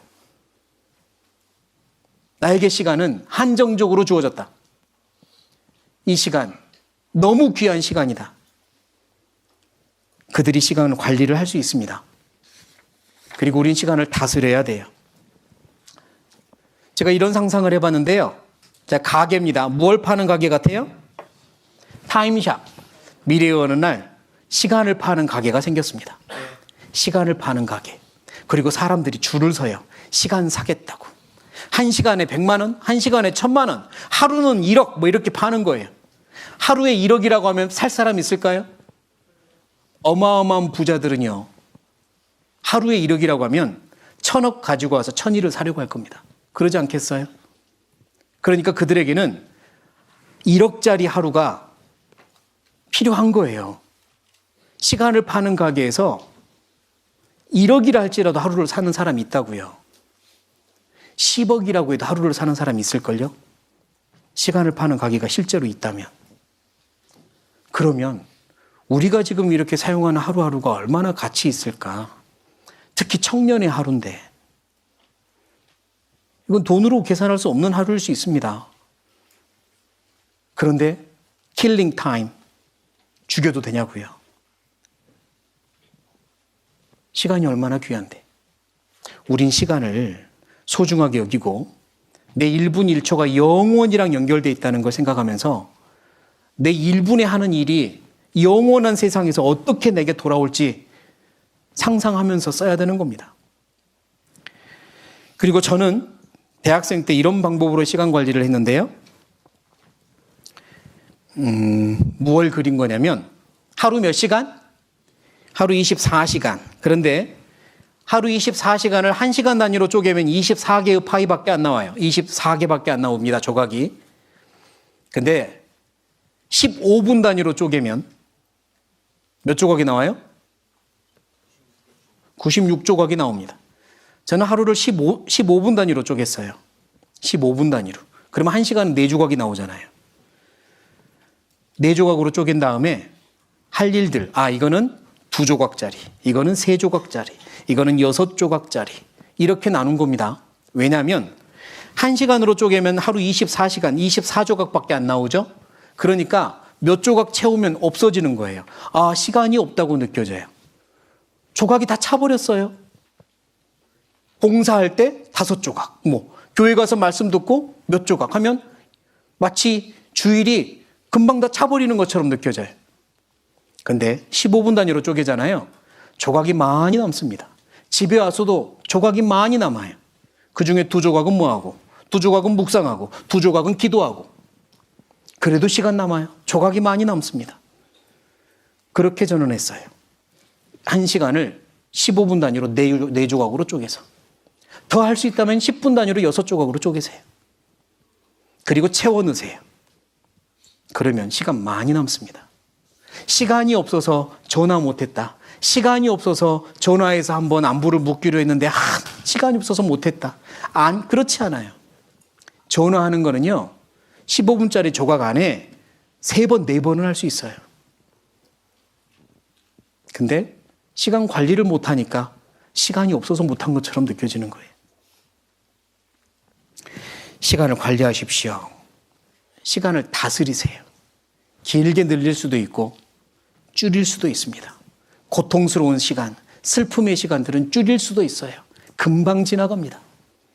이것 때문에 매달려가지고 이것 때문에 힘들어하고 시간이 마치 멈춘 것처럼 절망스러워하고 그렇지 않아요. 이 시간 빨리 지나간다. 이 시간 금방 지나간다. 시간을 늘렸다가 줄였다가 할 수 있습니다. 우리는 시간을 다스려야 돼요. 내게 준 시간들, 너무 소중한 시간들 함부로 낭비하고 소모하지 마십시오. 그리고 게으름 부려서도 안 됩니다. 잠언 찾아봅니다. 잠언 24장.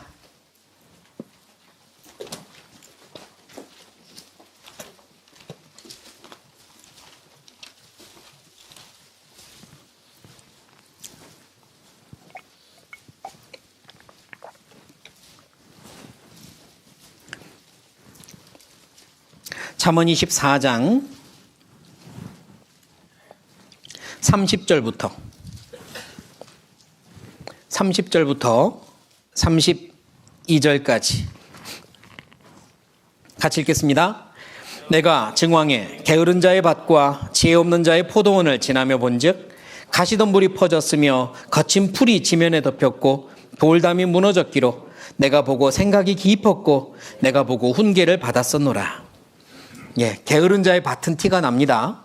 다듬지 않았고 가꾸지 않았으니까 밭의 목적에, 밭의 용도에 맞지 않게 밭이 그냥 그렇게 되어 있으면 게으르다고 말할 겁니다. 밭의 용도에 맞도록 준비가 되어 있으면 게으르지 않은 거죠. 자, 그렇다면 이 그림을 보셔요. 자, 이 그림은 지금 무엇입니까? 이게 눈에 보이는 게 뭐예요? 축구장. 축구장에 예쁜 꽃들이 피어 있습니다. 질문. 이 축구장의 주인은 게으른 사람일까요? 성실한 사람일까요? 자, 난이네요. 다시 결로 갈까? 자, 게으른 사람이에요? 성실한 사람이에요? 게으른 사람입니다. 왜 게으른 사람이냐면 축구장은 꽃이 있으면 돼요? 안 돼요? 안 돼요. 아무리 예쁜 꽃이 피었더라도 깎아야 됩니다. 축구장은 천연 잔디만 있어야 돼요. 그게 축구장이에요. 예쁜 꽃이가 날라와서 여기저기 아름답게 정원처럼 피었다 할지라도요, 깎아야 돼요. 그렇지 않으면 용도에 맞지 않아요. 게으른 자의 축구장이 되는 겁니다. 지금 보이는 축구장은 게으른 자의 축구장이에요. 그리스도인의 삶이요, 주님을 위해 밭입니다. 주님이 일하시는 밭이에요. 주님께 열매를 돌려드리는 밭이라고요. 그리스도인의 삶은 주님의 영광을 위해서 주어진 시간들이에요.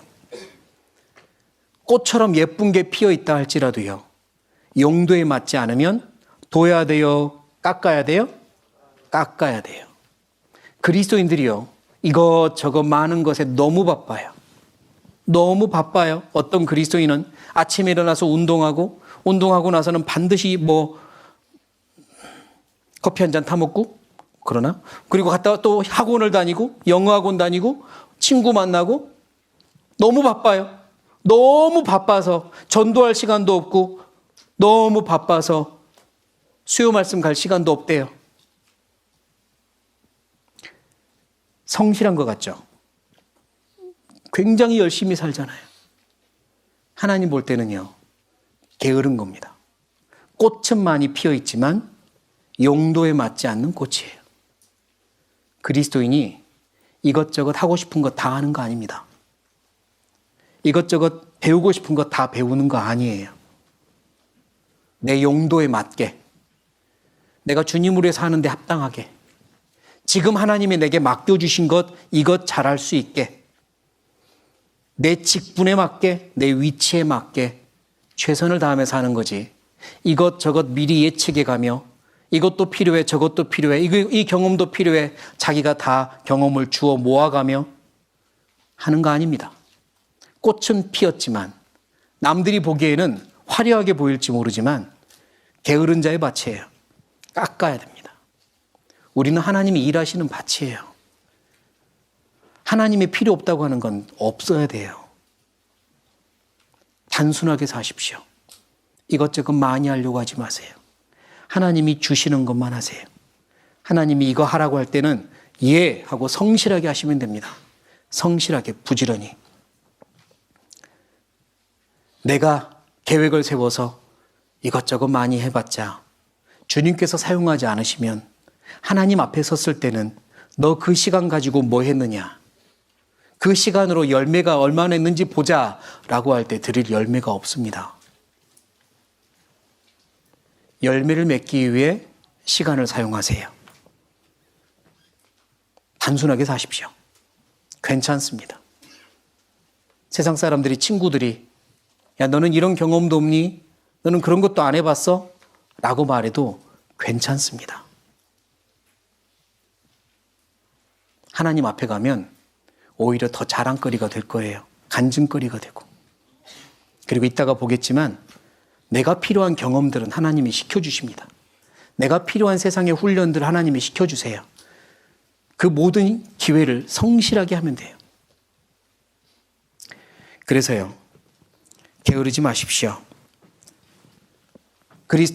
대학생 그리스도인들이요, 가지고 있는 굉장한 특권 중에 하나가 방학이죠. 방학 기간 가장 미련한 사람이 누굴까? 방학 기간 가장 미련한 사람 누굴 것 같아요? 뭐 지극히 주관적이니까 여러분의 생각과 다를 수 있는데요, 제가 생각하는 가장 미련한 사람은 늦잠 자는 사람입니다. 누구라고요? 방학 기간 늦잠 자는 사람, 제일 미련한 사람. 그 황금 같은 기회를 잠자는데 그렇게 소모할 수가 있나? 잠자고 일어나는 시간이 불규칙한 사람. 어떤 날은 새벽 2시, 3시에 뭐 하다가 자고, 그리고 늦게 일어나고, 어떤 날은 또 빨리 자고, 또 새벽에 일어나서 돌아다니고.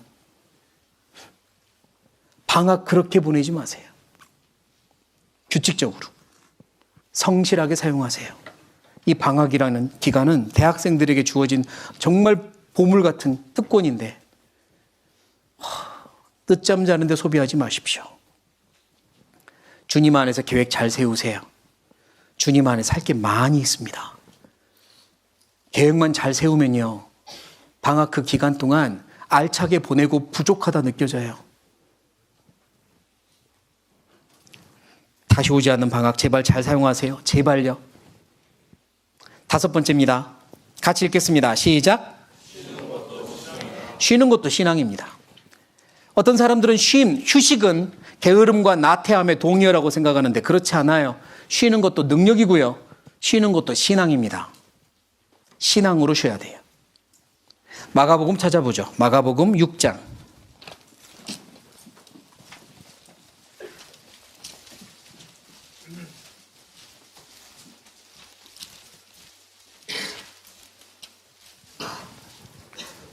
마가복음 6장 30절 31절 30절 31절 같이 읽겠습니다. 사도들이 예수께 모여 자기들의 행한 것과 가르친 것을 낱낱이 고하니 이르시되 너희는 따로 한적한 곳에 와서 잠깐 쉬어라 하시니 이는 오고 가는 사람이 많아 음식 먹을 겨를도 없음이라. 제자들이 예수님이 시키신 일을 밖에서 열심히 하고 돌아와서 막 자랑을 하고 간증을 합니다. 그때 예수님이 수고하고 돌아온 그들에게 잠깐 한적한 곳에서 쉬어라 라고 명령하시죠. 예수님이 쉬라고 하셨으니까 쉬어야 돼요? 쉬지 말아야 돼요? 쉬어야 돼요. 쉬는 건 신앙입니다. 예수님이 쉬라고 하셨으니까요. 필요하니까 쉬는 겁니다. 세상은 다 끝내고 놀아라 라고 하지만 하나님은 우리에게 잘 끝내기 위하여 중간에 쉬라고 하시는 겁니다. 인생 잘 마치기 위하여 쉬는 겁니다. 마침표 하나 잘 찍기 위하여 중간중간 쉼표를 쓰는 거예요. 하나님이 주시는 시간에 잘 쉬는 건 신앙입니다. 주시는 시간에 쉬어야 돼요. 그런데 여기 잘 보면 그들이 쉬려고 했는데 어떻게 쉬냐면요, 예수님과 함께 배를 타고 어디론가 가요. 그게 그들의 쉬는 시간 전부였습니다. 왜냐하면 원래 계획은 어디론가 가서 도착해서 그곳에서 쉬려고 했는데요, 글쎄 사람들이 거기까지 몰려온 거예요. 따라온 거예요. 거기까지. 거기서 쉬려고 했는데 예수님이 일하기 시작합니다. 예수님이 다시 일하기 시작하니 제자들은 쉬어요, 못 쉬어요? 못 쉬어요. 예수님이 일하니까 다시 제자들도 휴식을 반납하고 일합니다. 때로는요, 휴식을 반납하기도 합니다. 주님이 일하시니까. 그런데 쭉 읽어보면 그때 그들이 체험한 기적이 오병이어입니다. 그때 오병이어라는 기적을 마태, 마가, 누가, 요한복음, 사복음서에 다 등장하는 중요한 사건인 오병이어의 체험은 그들이 휴식을 반납해서 얻은 겁니다. 쉬려고 했는데 사람들이 오니까 쉬지 못했어요. 짜증을 내는 게 아니라 휴식 반납하고 다시 주님과 일하죠. 그리고 오병이어의 기적을 체험합니다. 휴식은 잠깐 배에서 주님과 타고 간 그 시간이 전부였지만 그것만으로도 충분했던 거예요. 휴식은요, 주님과 함께 쉬는 겁니다. 그것도 신앙이기 때문에 그래요. 주님 배제하고 쉬는 건 신앙 아닙니다. 제가 쉼도 신앙이라고 했던 건 주님과 함께 쉬어야 되기 때문이에요.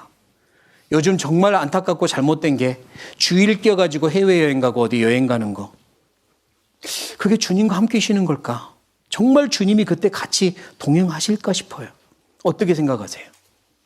주일 끼고 여행 가는 걸 하나님이 주님이 같이 배 타고 가는 제자들처럼 같이 가시겠냐고요?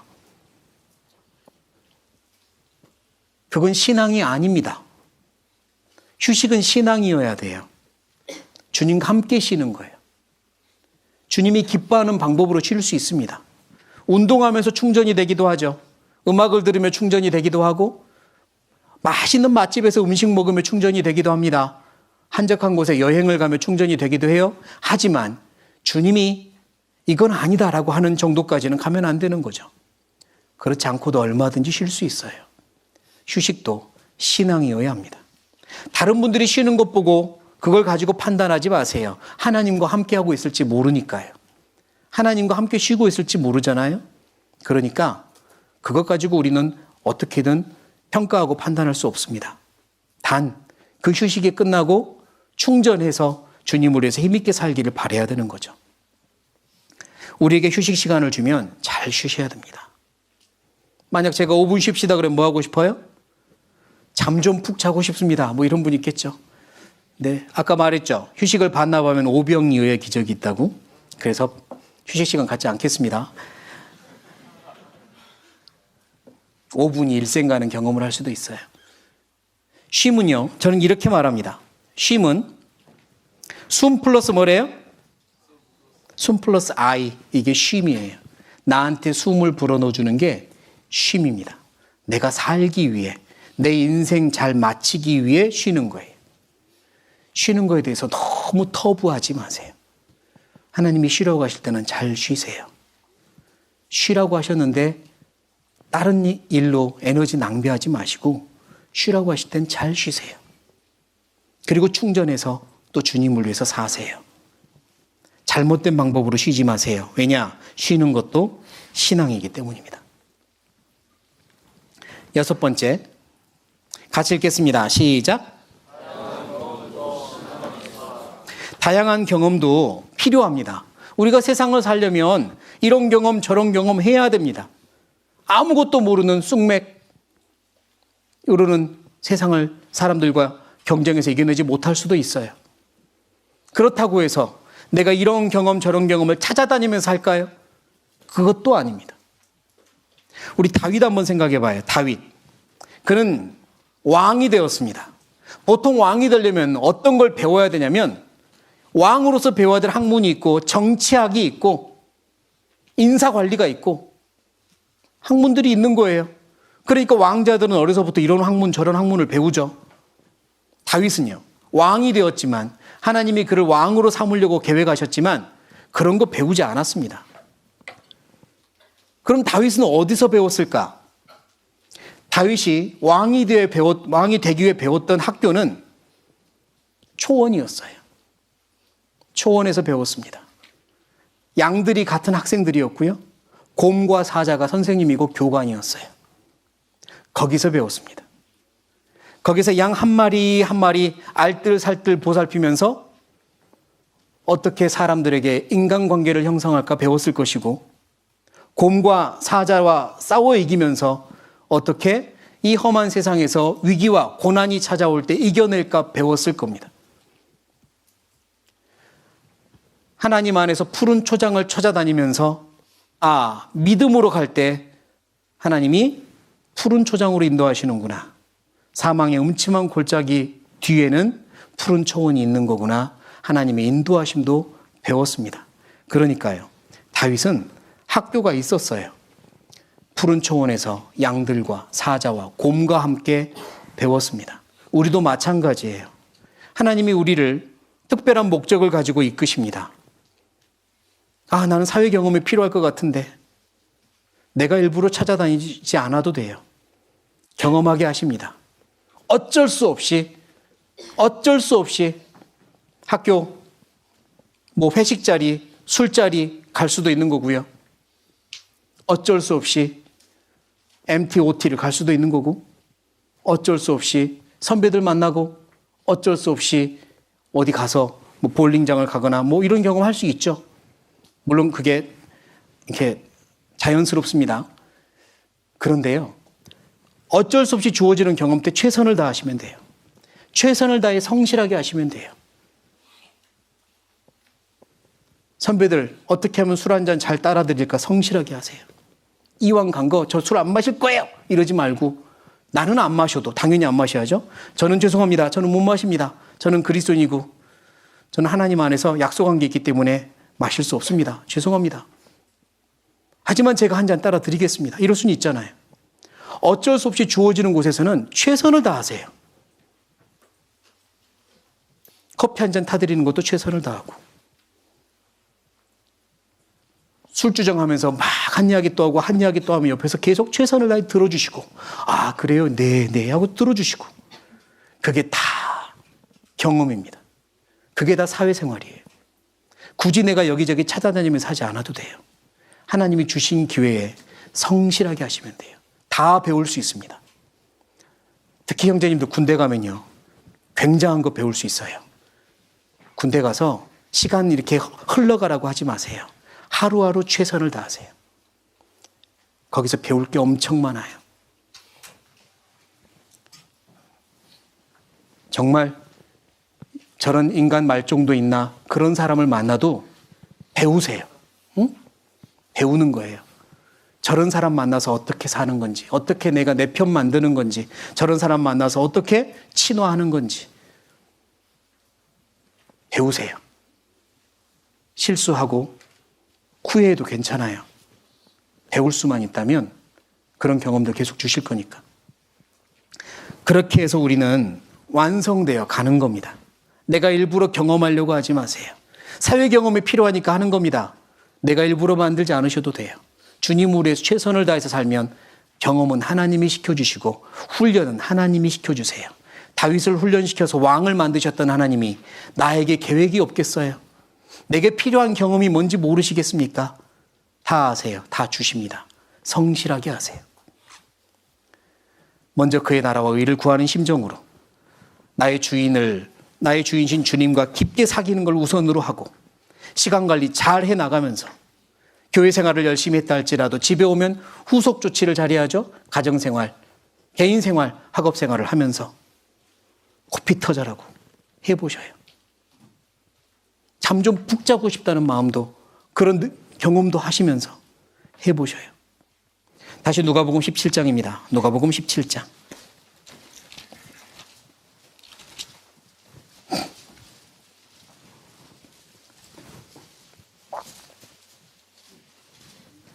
누가복음 17장 26절부터입니다.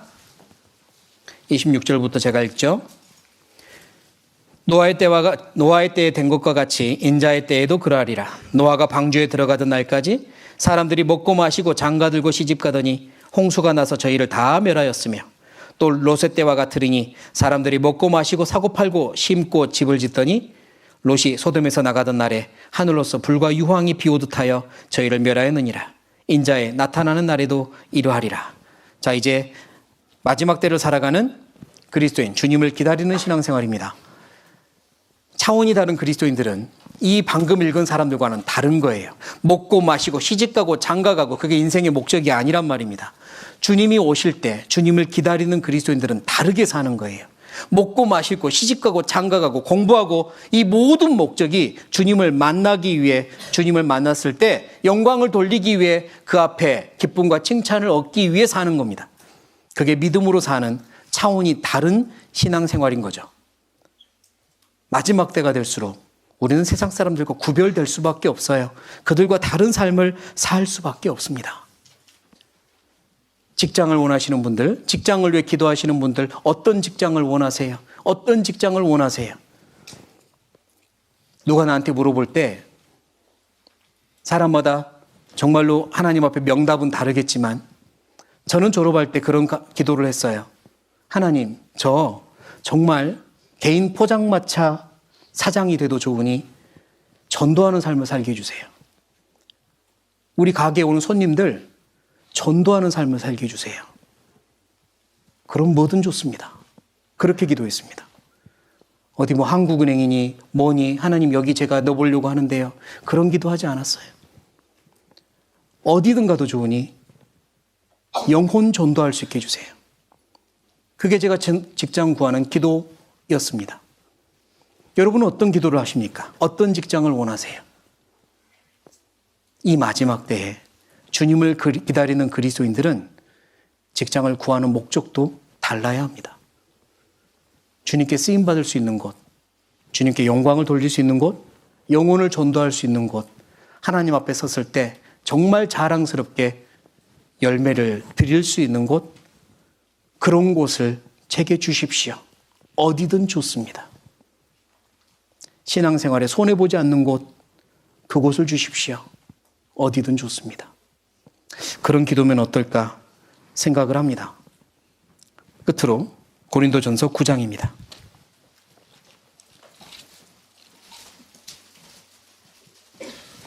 고린도전서 9장 22절부터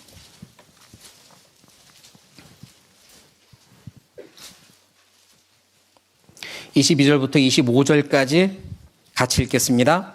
약한 자들에게는 내가 약한 자와 같이 된 것은 약한 자들을 얻고자 함이요 여러 사람에게 내가 여러 모양이 된 것은 아무쪼록 몇몇 사람들을 구원코자 함이니 내가 복음을 위하여 모든 것을 행함은 복음에 참여하고자 함이라. 운동장에서 다름질하는 자들이 다 달아날지라도 오직 상 얻는 자는 하나인 줄을 너희가 알지 못하느냐? 너희도 얻도록 이와 같이 다름질하라. 애기기를 다투는 자마다 모든 일에 절제하나니 저희는 썩을 면류관을 얻고자 하되 우리는 썩지 아니할 것을 얻고자 하노라. 예, 우리는 복음을 위하여 달려가는 그리스도인, 청년 그리스도인, 학생 그리스도인입니다. 내게 주어진 코스를 열심히 성실하게 달리고 그리고 주님께서 주시는 상을 그때 가서 영광 가운데 받으시면 됩니다. 끝까지 달리고 하나님이 주시는 면류관 받읍시다. 그걸 위해서 계속 달려가야 됩니다. 성실하게 최선을 다해서 먼저 그의 나라와 의를 구하시고 하나님이 주실 상을 구하시며 힘있게 살아가는 우리 대학생, 우리 청년, 형제자매들 됐으면 좋겠습니다. 같이 기도하겠습니다.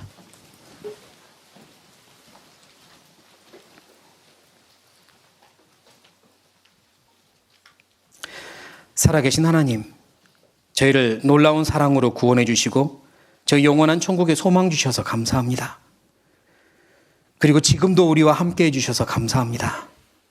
세상은 날이 갈수록 죄로 어두워지고 흔들리고 있으며 그리스도인들로서 신앙 지키기가 참 어렵습니다. 이러한 때에 우리의 믿음 지켜주십시오. 형제자매들과 힘을 합하여 믿음으로 승리하게 도와주십시오. 주님 앞에 열매를 돌려드리고 영광을 돌려드리며 살고 싶습니다. 도와주십시오. 학생으로서 어떻게 살아야 될지 더 가르쳐 주십시오. 기도하고 묵상하며 교제 안에서 하나님과 깊은 사귐을 가지고 신앙의 우선순위를 지키며 먼저 그의 나라와 의를 구하고 성실하게 살고 최선을 다해 살고 주님께서 주시는 최선의 결과를 기다리는 자들이 되게 도와주십시오. 이 남은 모든 시간도 주님께 부탁드립니다. 내려갈 때에는 마음에 큰 다짐을 하고 큰 결심을 하고 힘을 얻고 내려갈 수 있도록 모두를 도와주십시오. 함께해 주신 주님께 감사드리며 예수님의 이름으로 기도드립니다. 아멘.